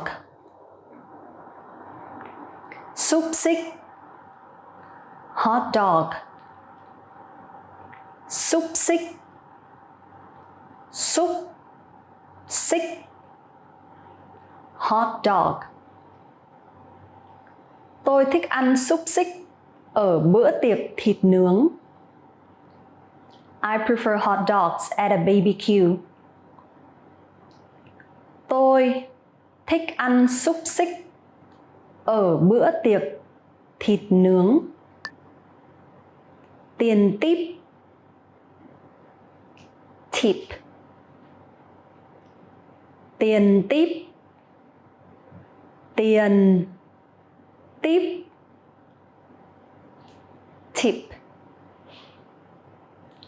Tôi để tiền tip trên gối cho người dọn phòng. I left a tip for the maid on the pillow. Tôi để tiền tip trên gối cho người dọn phòng. Lũ lụt. Flood. Lũ lụt. Lũ lụt. Flood.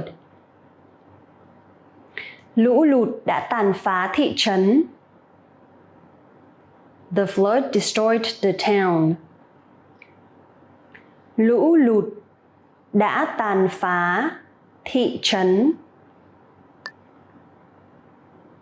Bão lốc xoáy. Typhoon. Bão lốc xoáy. Bão lốc xoáy. Typhoon.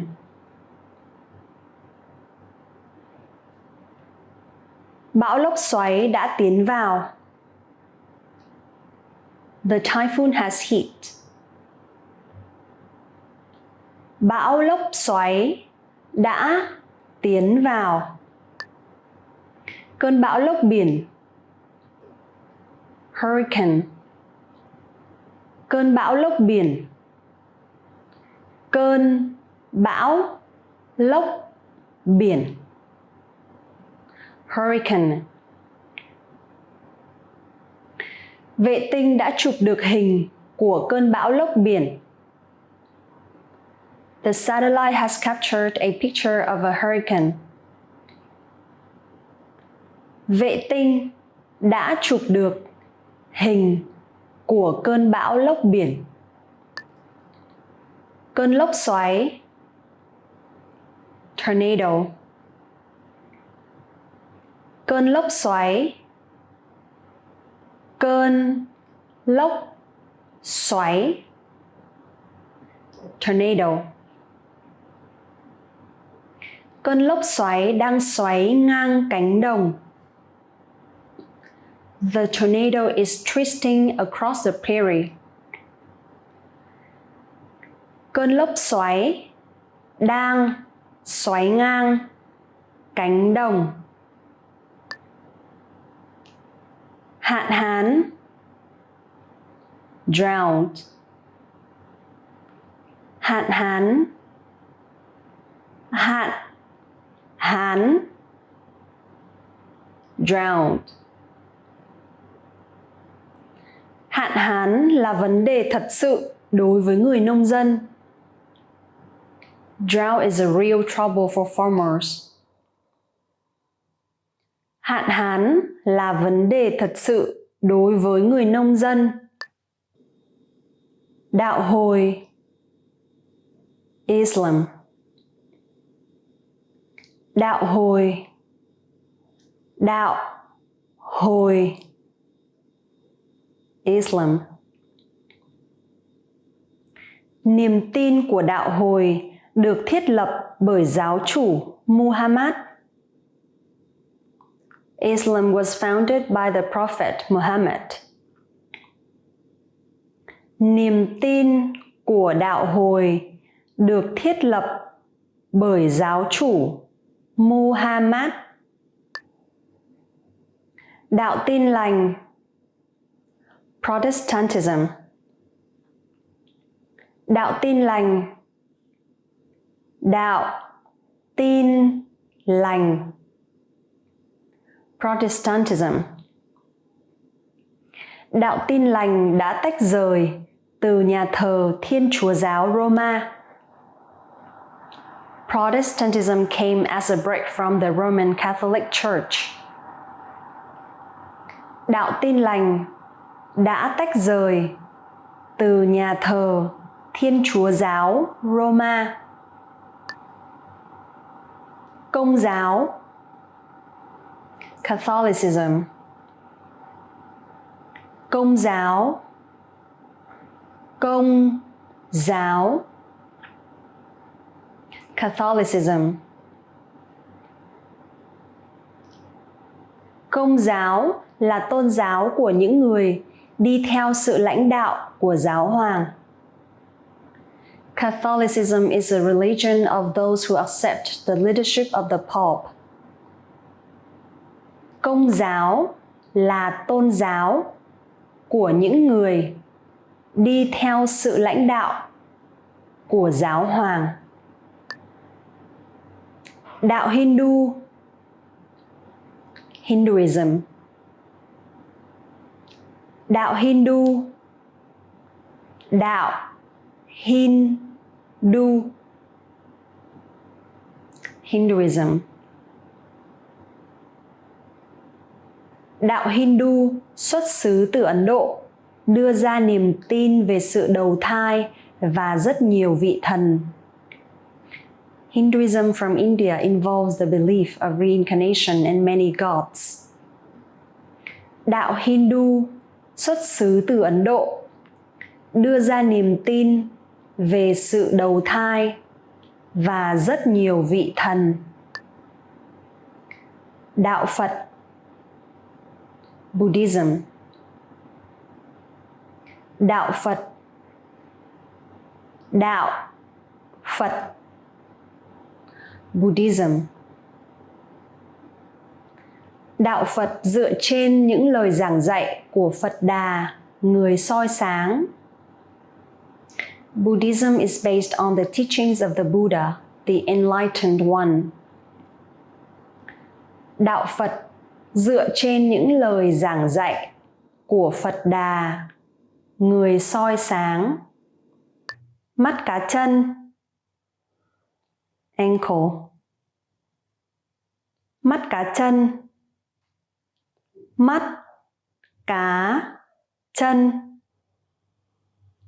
ankle. Người vận động viên làm bong gân mắt cá chân của mình. The athlete sprained his ankle. Người vận động viên làm bong gân mắt cá chân của mình. Khuỷu tay, elbow. Khuỷu tay, khuỷu tay, elbow. Cánh tay chỉ gặp được theo một hướng ở chỗ khuỷu tay. The arm only bends one way at the elbow.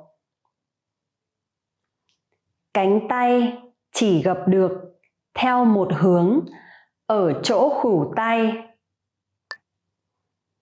Cổ tay,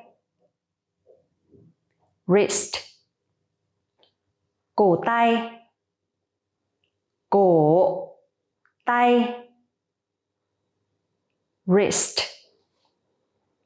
Cầu thủ phải ra khỏi sân vì bị chấn thương cổ tay. The player is out with a wrist injury.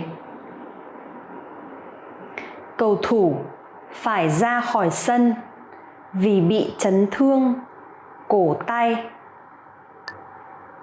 Đầu gối, knee. Đầu gối, đầu gối, knee. Cậu bé bị ngã và bị xước đầu gối. The boy fell and scraped his knees. Cậu bé bị ngã và bị xước đầu gối. Da, skin. Da. Da. Skin. Da là cơ quan lớn nhất trên cơ thể.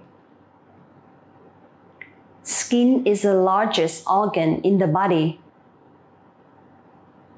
Da là cơ quan lớn nhất trên cơ thể. Cạo. Shave. Cạo.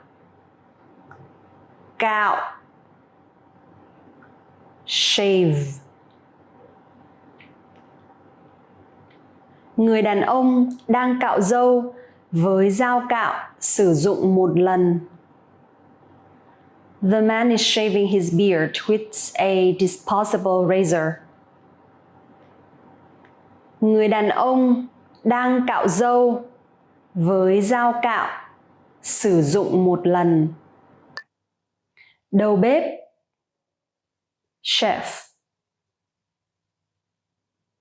Đầu bếp. Đầu bếp. Chef. Người đầu bếp đang chuẩn bị bữa ăn. The chef is making a meal. Người đầu bếp đang chuẩn bị bữa ăn. Không hút thuốc. Non-smoking. Không hút thuốc. Không hút thuốc. Non-smoking. Tôi chọn chỗ ngồi trong khu vực không hút thuốc. My preference is to sit in the non-smoking section. Tôi chọn chỗ ngồi trong khu vực không hút thuốc. Hút thuốc. Smoking. Hút thuốc. Hút thuốc. Smoking. Có một khu vực riêng để hút thuốc gắn liền với nhà hàng. There is a separate patio for smoking attached to the restaurant. Có một khu vực riêng để hút thuốc gắn liền với nhà hàng. Máu. Blood. Máu. Máu. Blood. Thử máu cho thấy nồng độ rượu trong máu của ông ấy rất cao. The blood test found that his blood alcohol level was very high. Thử máu cho thấy nồng độ rượu trong máu của ông ấy rất cao. Làm vỡ. Break. Làm vỡ. Làm vỡ. Break. Tôi làm vỡ một chiếc đĩa trong khi rửa bát. I broke one of my plates while doing the dishes. Tôi làm vỡ một chiếc đĩa trong khi rửa bát. Vết rách. Cut.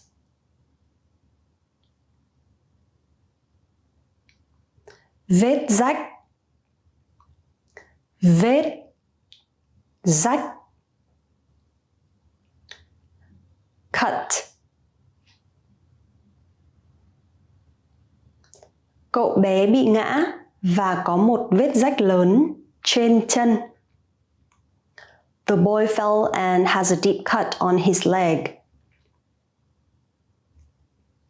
Cậu bé bị ngã và có một vết rách lớn trên chân.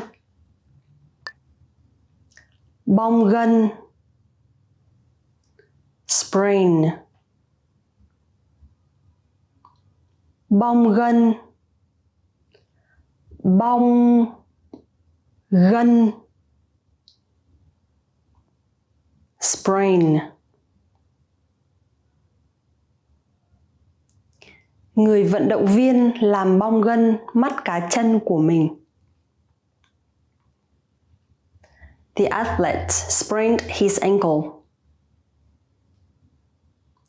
Người vận động viên làm bong gân mắt cá chân của mình. Lò vi sóng, microwave oven. Lò vi sóng, lò vi sóng, microwave oven. Dụng cụ nhà bếp tiện lợi nhất là lò vi sóng. The most convenient kitchen appliance is the microwave oven. Dụng cụ nhà bếp tiện lợi nhất là lò vi sóng. Tủ lạnh, refrigerator. Tủ lạnh, tủ lạnh, refrigerator.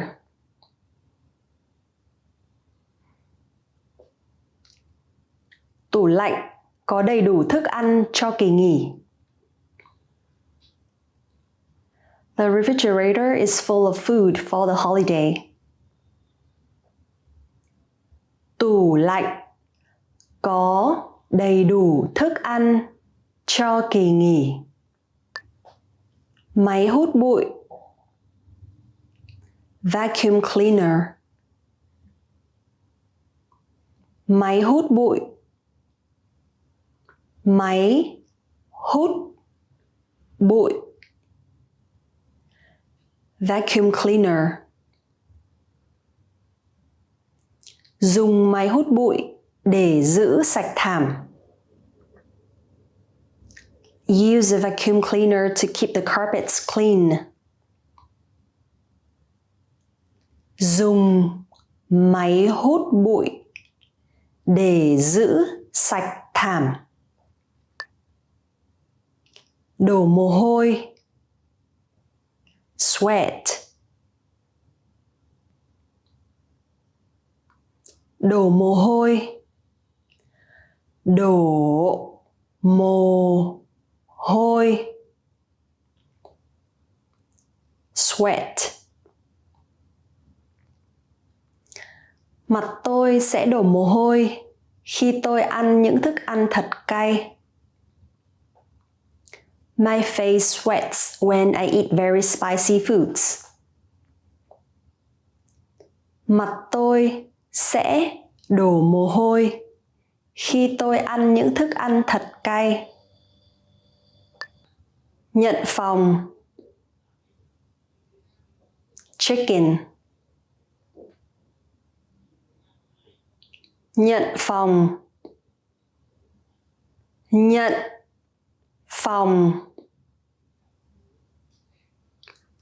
chicken. Mấy giờ nhận phòng? What time is chicken? Mấy giờ nhận phòng? Số phòng, room number. Số phòng, số phòng, room number. Chúng tôi sẽ ở tại khách sạn City, số phòng 717. We'll be staying at the City Hotel, room number 717. Chúng tôi sẽ ở tại khách sạn City, số phòng 717. Chìa khóa phòng. Room key. Chìa khóa phòng. Chìa khóa phòng. Room key. Tôi đã làm mất chìa khóa phòng. I lost my room key. Tôi đã làm mất chìa khóa phòng. Điện thoại báo thức. Wake up call. Điện thoại báo thức. Điện thoại báo thức. Wake up call. Xin chào, tôi muốn đặt điện thoại báo thức lúc 6 giờ kém 15 phút sáng. Hi, I'd like a wake-up call at 15 minutes to 6 in the morning. Xin chào, tôi muốn đặt điện thoại báo thức lúc 6 giờ kém 15 phút sáng. Trả phòng. Check out.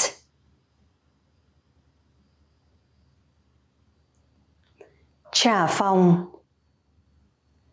Trả phòng. Check out. Vui lòng trả phòng trước 10 giờ sáng. Please check out before 10 a.m. Vui lòng trả phòng trước 10 giờ sáng. Nhạt. Light. Nhạt. Nhạt. Light.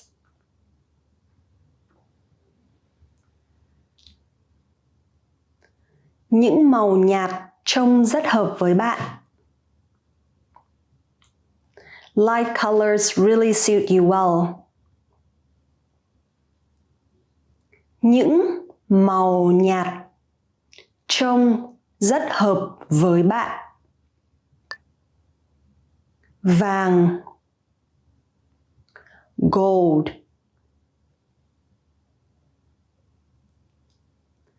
Vàng. Vàng. Gold.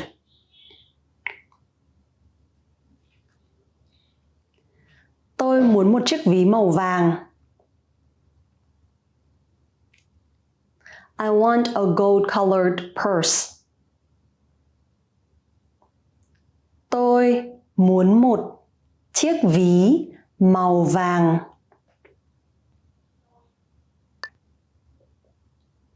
Hồng.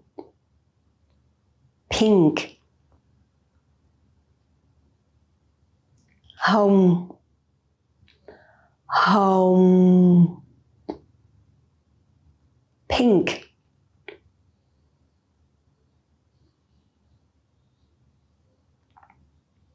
Lớp đường phủ màu hồng trên bánh kem dâu là thứ tôi thích nhất.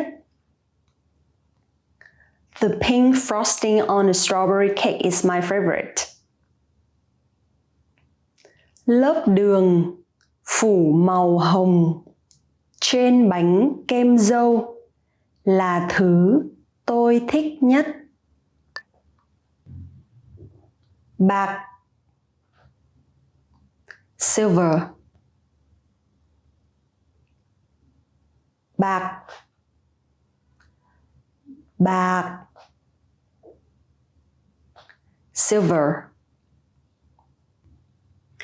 Cây bút màu bạc trông có vẻ đắt tiền. The silver color pen looks expensive. Cây bút màu bạc trông có vẻ đắt tiền. Beige. Beige. Beige. Beige. Beige. Màu be là sự pha trộn của màu kem và màu vàng. Beige is a pale cream color with a yellowish tint. Màu be là sự pha trộn của màu kem và màu vàng. Quả mâm xôi. Raspberry. Quả mâm xôi. Quả mâm xôi. Raspberry. Tôi chỉ đơn giản là người cực kỳ thích quả mâm xôi. I'm simply a huge fan of raspberries.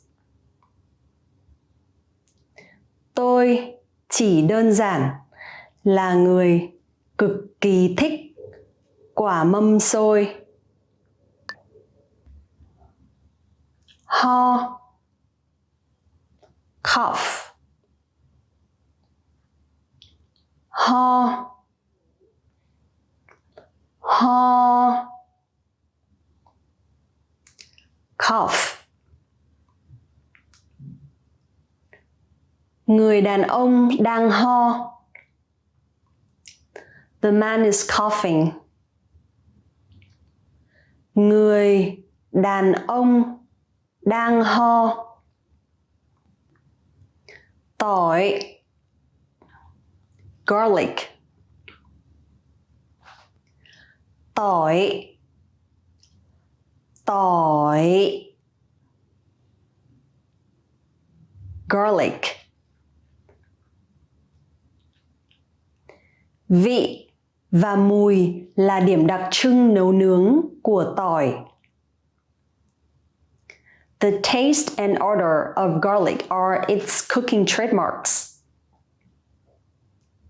Vị và mùi là điểm đặc trưng nấu nướng của tỏi. Ria mép.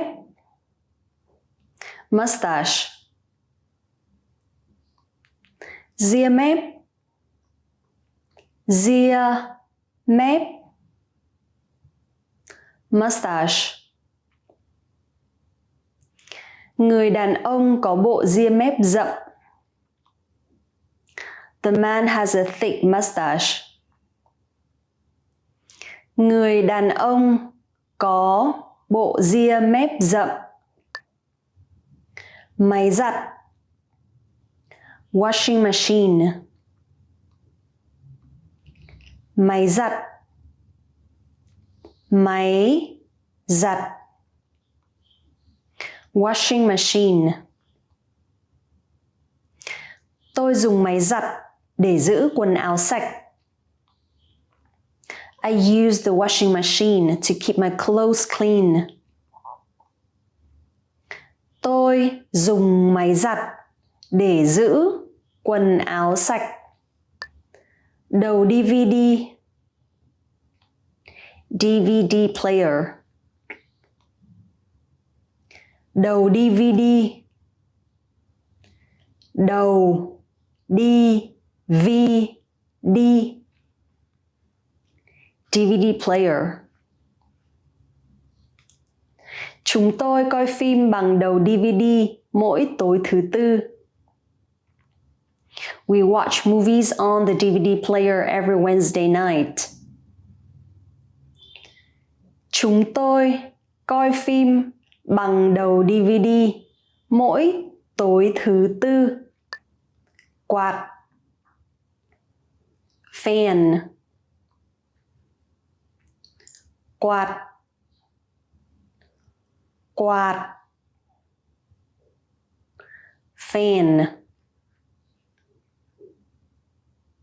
Khi tôi bật quạt, giấy bay đầy phòng. When I turned on the fan, my papers blew all over the room. Khi tôi bật quạt, giấy bay đầy phòng. Điều hòa nhiệt độ, air conditioner. Điều hòa nhiệt độ, điều hòa nhiệt độ, air conditioner. Vào những ngày hè nóng bức, điều hòa nhiệt độ phải làm việc suốt ngày để giúp chúng ta mát. On a hot summer day, the air conditioner works all day to keep us cool. Vào những ngày hè nóng bức, điều hòa nhiệt độ phải làm việc suốt ngày để giúp chúng ta mát. Bếp nấu, stove. Bếp nấu, bếp nấu, stove. Ấm đun nước đang ở trên bếp nấu. The kettle is on the stove. Ấm đun nước đang ở trên bếp nấu. Trường tiểu học, elementary school. Trường tiểu học, trường tiểu học, elementary school. Chúng tôi học cùng trường tiểu học khi còn nhỏ. We went to the same elementary school when we were little. Chúng tôi học cùng trường tiểu học khi còn nhỏ. Trường trung học cơ sở, middle school. Trường trung học cơ sở,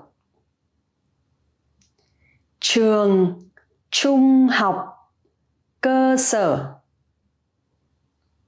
middle school. Em trai 12 tuổi của tôi đang học trường trung học cơ sở. My 12-year-old brother goes to middle school. Em trai 12 tuổi của tôi đang học trường trung học cơ sở. Trường phổ thông trung học, high school. Trường phổ thông trung học, trường phổ thông trung học, high school. Khi còn học trường phổ thông trung học, tôi đã chơi cho đội bóng đá của trường. When I was in high school, I played soccer for the school team. Khi còn học trường phổ thông trung học, tôi đã chơi cho đội bóng đá của trường. Trường đại học, university.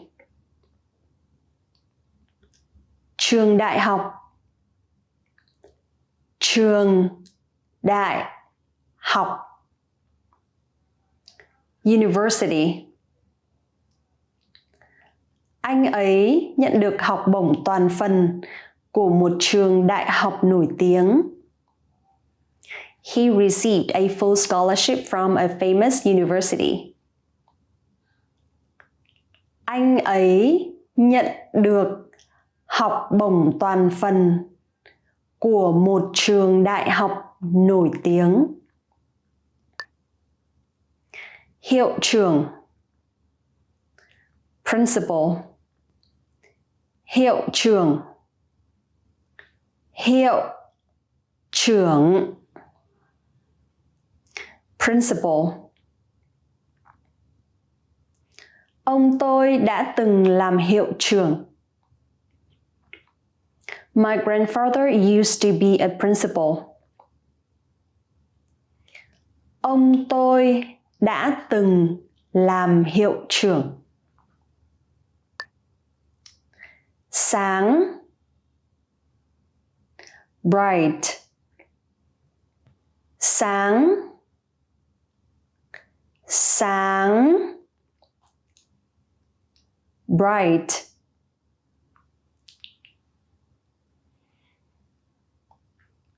Cô ấy mặc một chiếc áo sáng màu. She wore a bright color shirt. Cô ấy mặc một chiếc áo sáng màu. Máy tính xách tay. Laptop computer. Máy tính xách tay. Máy tính xách tay. Laptop computer. Tôi đã mua một cái máy tính xách tay mới. I bought a new laptop computer. Tôi đã mua một cái máy tính xách tay mới. Chuột máy tính. Mouse. Chuột máy tính. Chuột máy tính. Mouse. Chuột máy tính màu đen nằm trên miếng lót màu xanh. The black mouse is on the blue mouse pad. Chuột máy tính màu đen nằm trên miếng lót màu xanh. Loa. Speaker. Loa. Loa. Speaker. Loa bên phải có nút điều khiển. The right speaker has the controls. Loa bên phải có nút điều khiển. Webcam. Webcam. Webcam. Webcam. Webcam.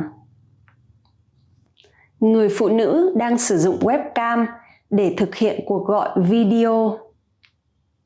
The woman is using a webcam to video conference.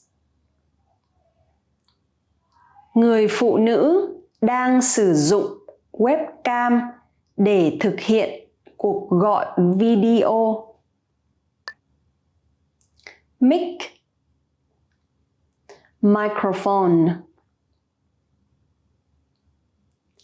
Mic. Mic. Microphone.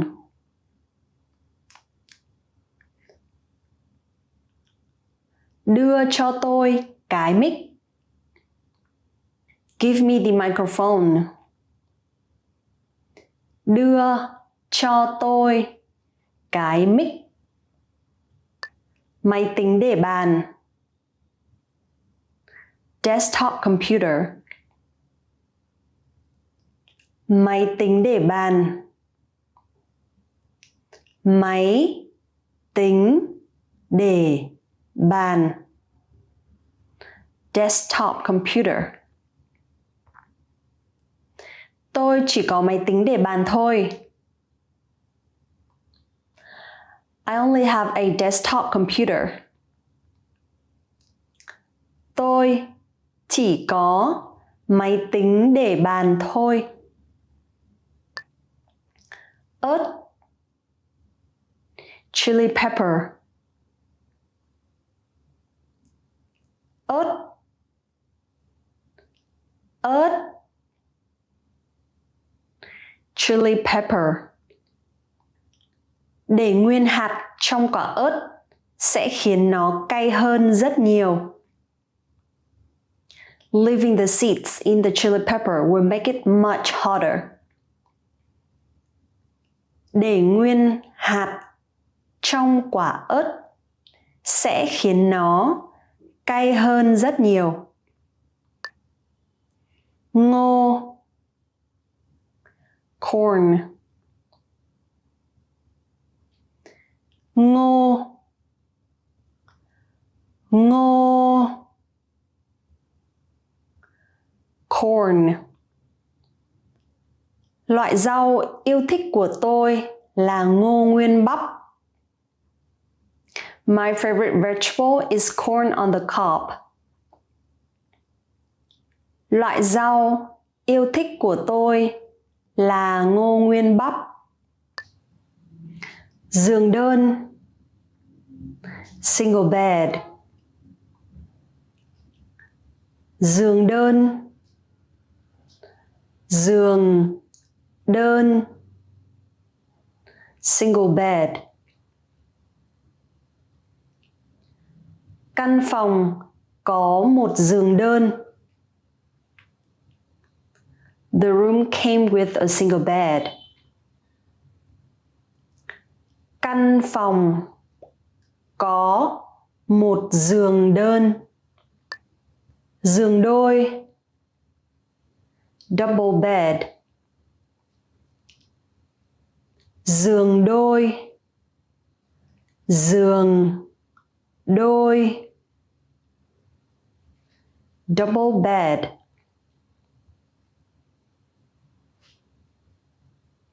Giường đôi rất rộng rãi. The double bed is very spacious. Giường đôi rất rộng rãi. Khách sạn, hotel. Khách sạn, khách sạn,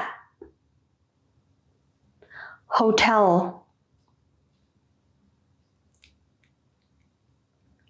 Khách sạn có 600 phòng, một nhà hàng và một hồ bơi. The hotel has 600 rooms, a restaurant and a swimming pool. Khách sạn có 600 phòng, một nhà hàng và một hồ bơi. Bàn tiếp tân, front desk. Bàn tiếp tân, bàn tiếp tân, front desk. Người đàn ông đang làm việc tại bàn tiếp tân. The man is working at the front desk. Người đàn ông đang làm việc tại bàn tiếp tân. Thái Bình Dương, Pacific Ocean. Thái Bình Dương, Thái Bình Dương, Pacific Ocean. Châu Đại Dương bao gồm rất nhiều hòn đảo ở phía Nam, phía Tây và trung tâm Thái Bình Dương. Oceania refers to many islands in southern, western, and central parts of the Pacific Ocean. Châu Đại Dương bao gồm rất nhiều hòn đảo ở phía Nam, phía Tây và trung tâm Thái Bình Dương. Đại Tây Dương, Atlantic Ocean. Đại Tây Dương, Đại Tây Dương, Atlantic Ocean. Dãy núi lớn nhất thế giới thực ra nằm ở giữa Đại Tây Dương. The world's largest mountain range is actually in the middle of the Atlantic Ocean. Dãy núi lớn nhất thế giới thực ra nằm ở giữa Đại Tây Dương. Ấn Độ Dương, Indian Ocean. Ấn Độ Dương, Ấn Độ Dương, Indian Ocean.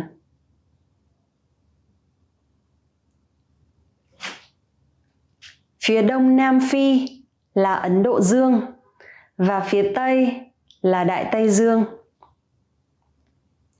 To the east of South Africa is the Indian Ocean and to the west the Atlantic Ocean. Phía đông Nam Phi là Ấn Độ Dương và phía tây là Đại Tây Dương. Úc, Australia.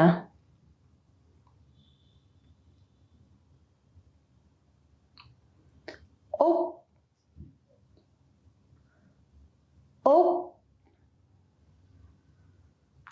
Australia.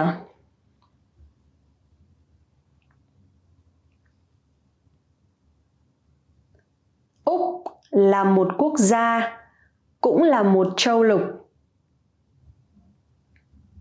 Australia is a country and continent.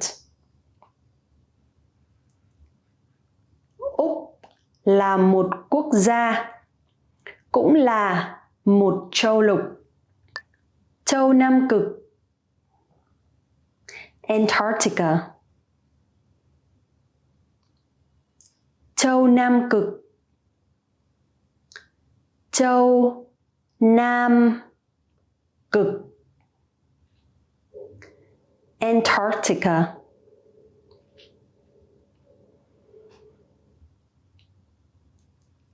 Châu Nam Cực bao quanh cực Nam. The continent of Antarctica surrounds the South Pole.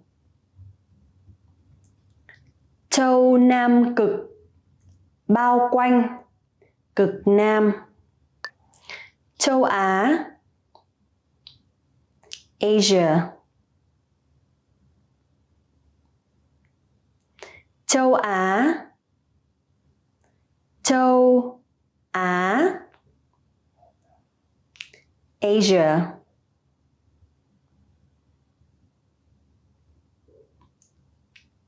Châu Á là châu lục lớn nhất trong 7 châu lục.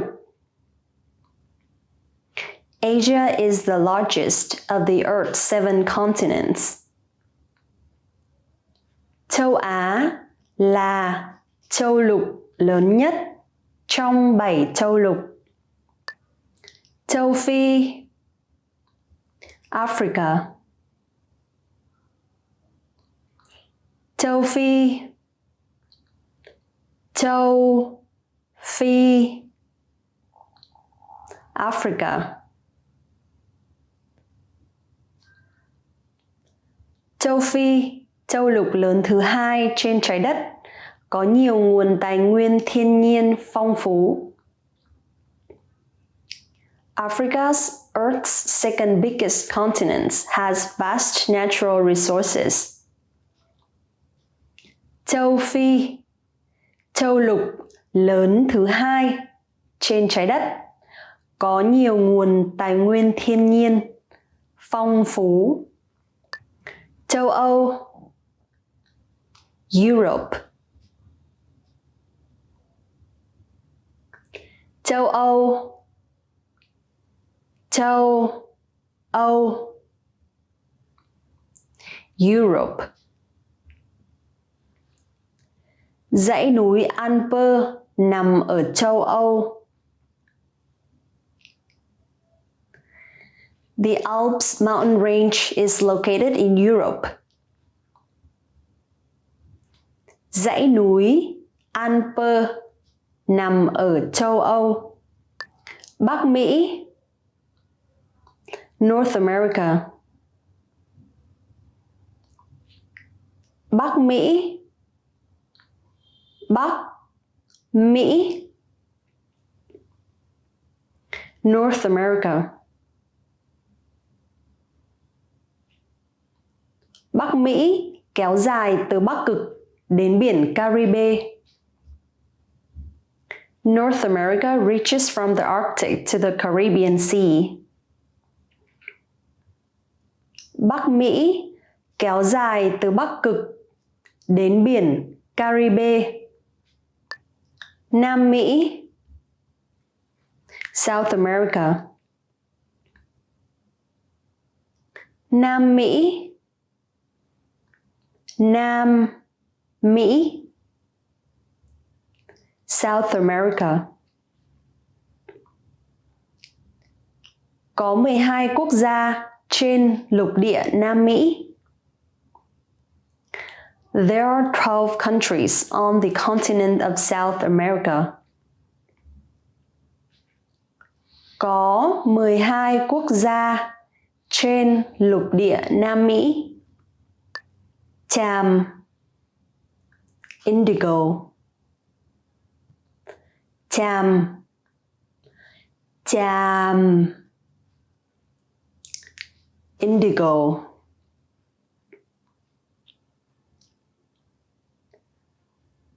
Tên gọi màu chàm bắt nguồn từ một loại cây có tên là cây chàm. Indigo gets its name from the plant named indigo. Tên gọi màu chàm bắt nguồn từ một loại cây có tên là cây chàm. Hồng đào, peach. Hồng đào, hồng đào,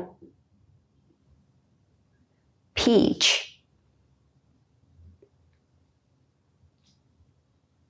Chiếc ô tô có màu hồng đào.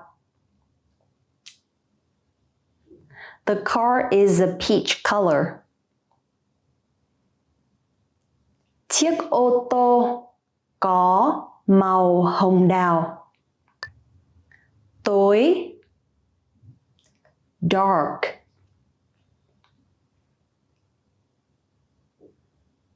Tối,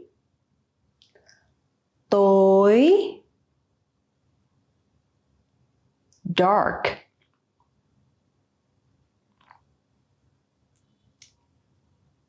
Cậu bé có mái tóc đen và đôi mắt tối màu. The boy has black hair and dark eyes.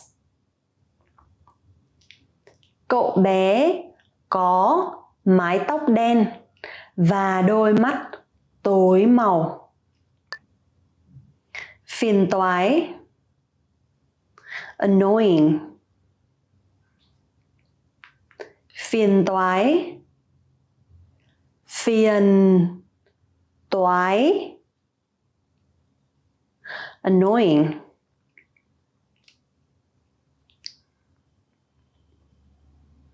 Nhà hàng xóm ầm ĩ cạnh tôi vô cùng phiền toái. My loud neighbor is very annoying. Nhà hàng xóm ầm ĩ cạnh tôi vô cùng phiền toái. Thân, torso. Thân, thân, torso. Thân là phần phía trên của cơ thể gắn liền với tay, chân và đầu. The torso is the upper part of the body which attaches to the arms, legs and head. Thân là phần phía trên của cơ thể gắn liền với tay, chân và đầu. ngực, breast, ngực, ngực, breast. Đau ngực có thể là dấu hiệu ung thư. Breast pain can be a symptom of cancer. Đau ngực có thể là dấu hiệu ung thư. Not enough time in the day. This is one of the biggest reasons people struggle with learning a language. Sure, you want to speak the language fluently, but you're already busy with work, school, relationships, TV shows, and goals that you just can't give up on.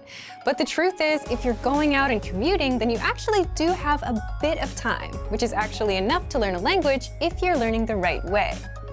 5 easy ways to learn while on a walk or on your commute.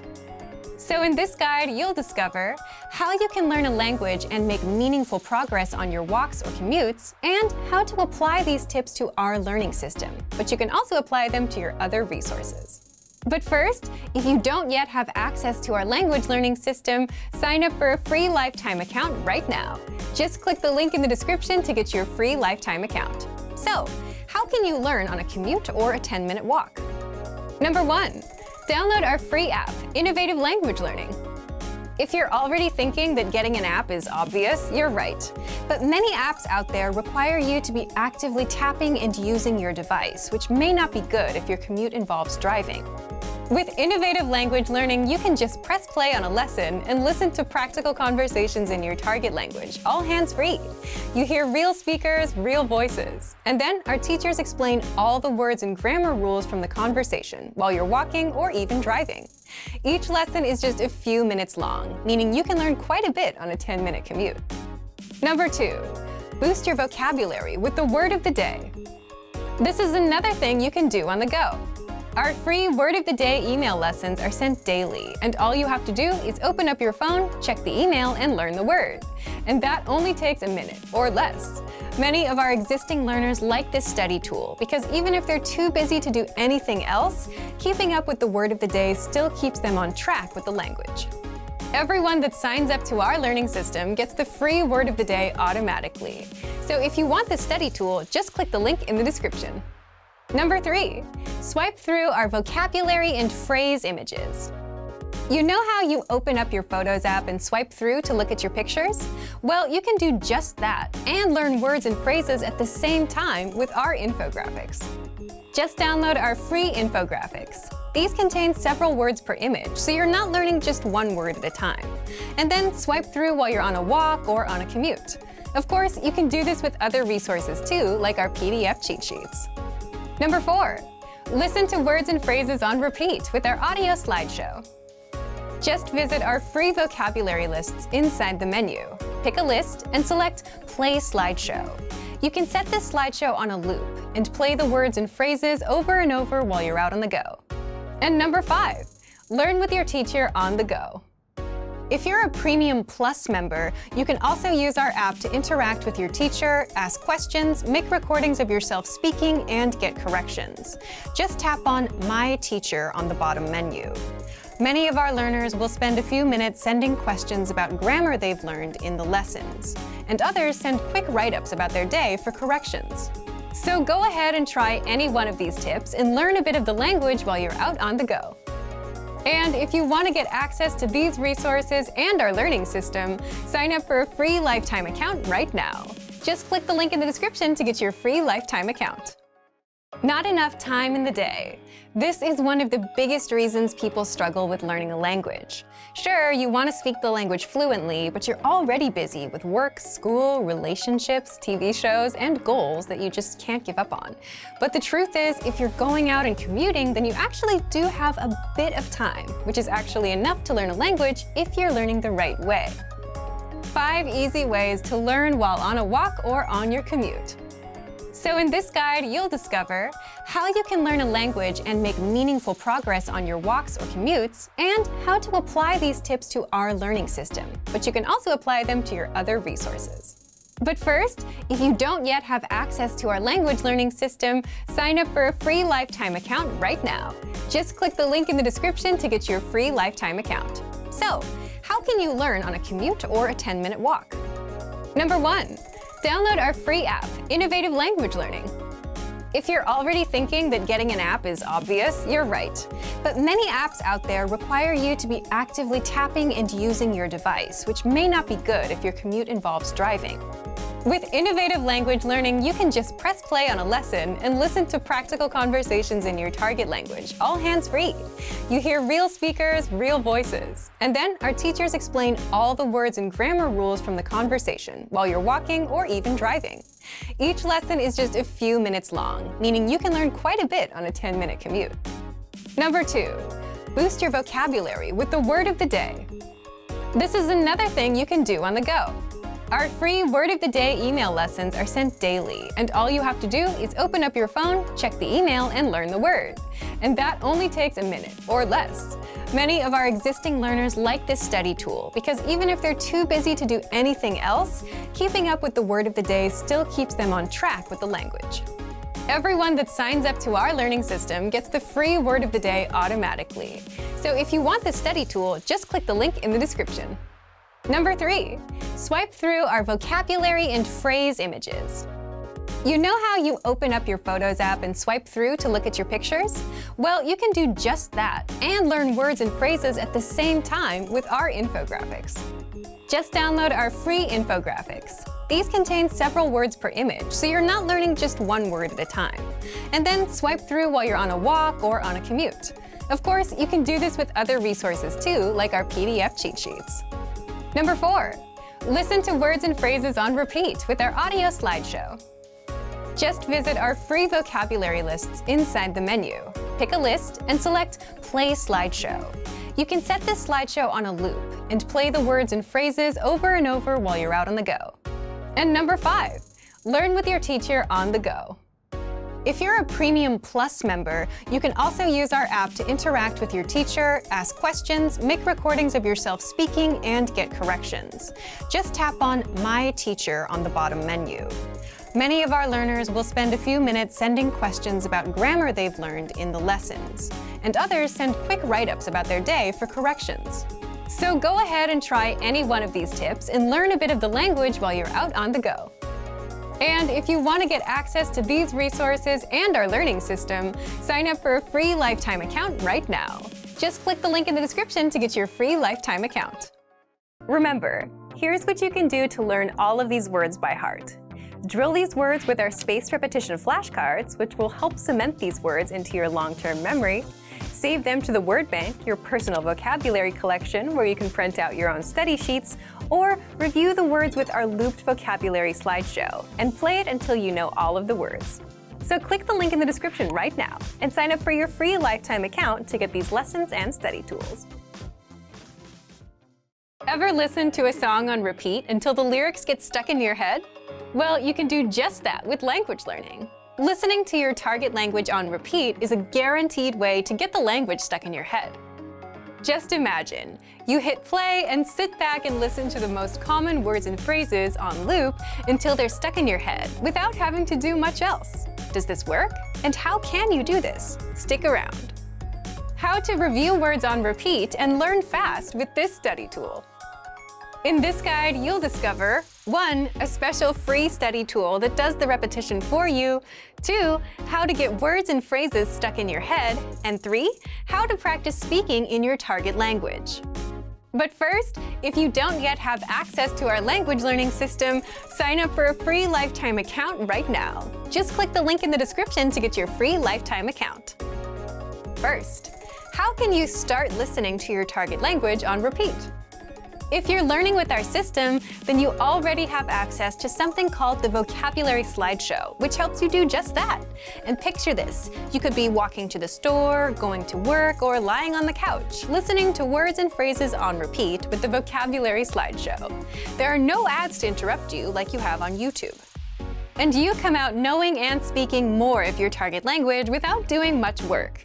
And this approach works because it's repetition, a powerful way to learn almost anything. Except the Vocabulary Slideshow does all the repetition for you. And you'll find the vocabulary slideshow inside our free vocabulary lists and in our audio lessons.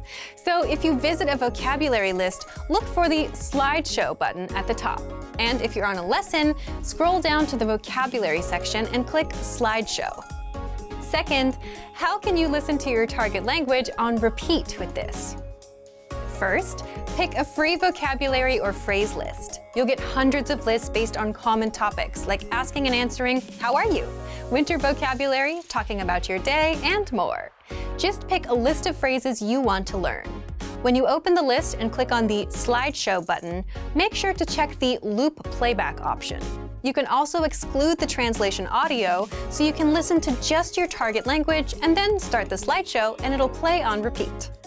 If you want to practice speaking and shadowing the words, make sure the slideshow is set to slow so you get plenty of time in between words. Otherwise, if you set it to fast, there won't be much time in between, which is also good if you just want to drill the words until they're stuck in your head.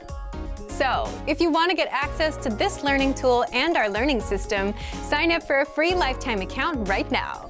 Just click the link in the description to get your free lifetime account. Remember, here's what you can do to learn all of these words by heart.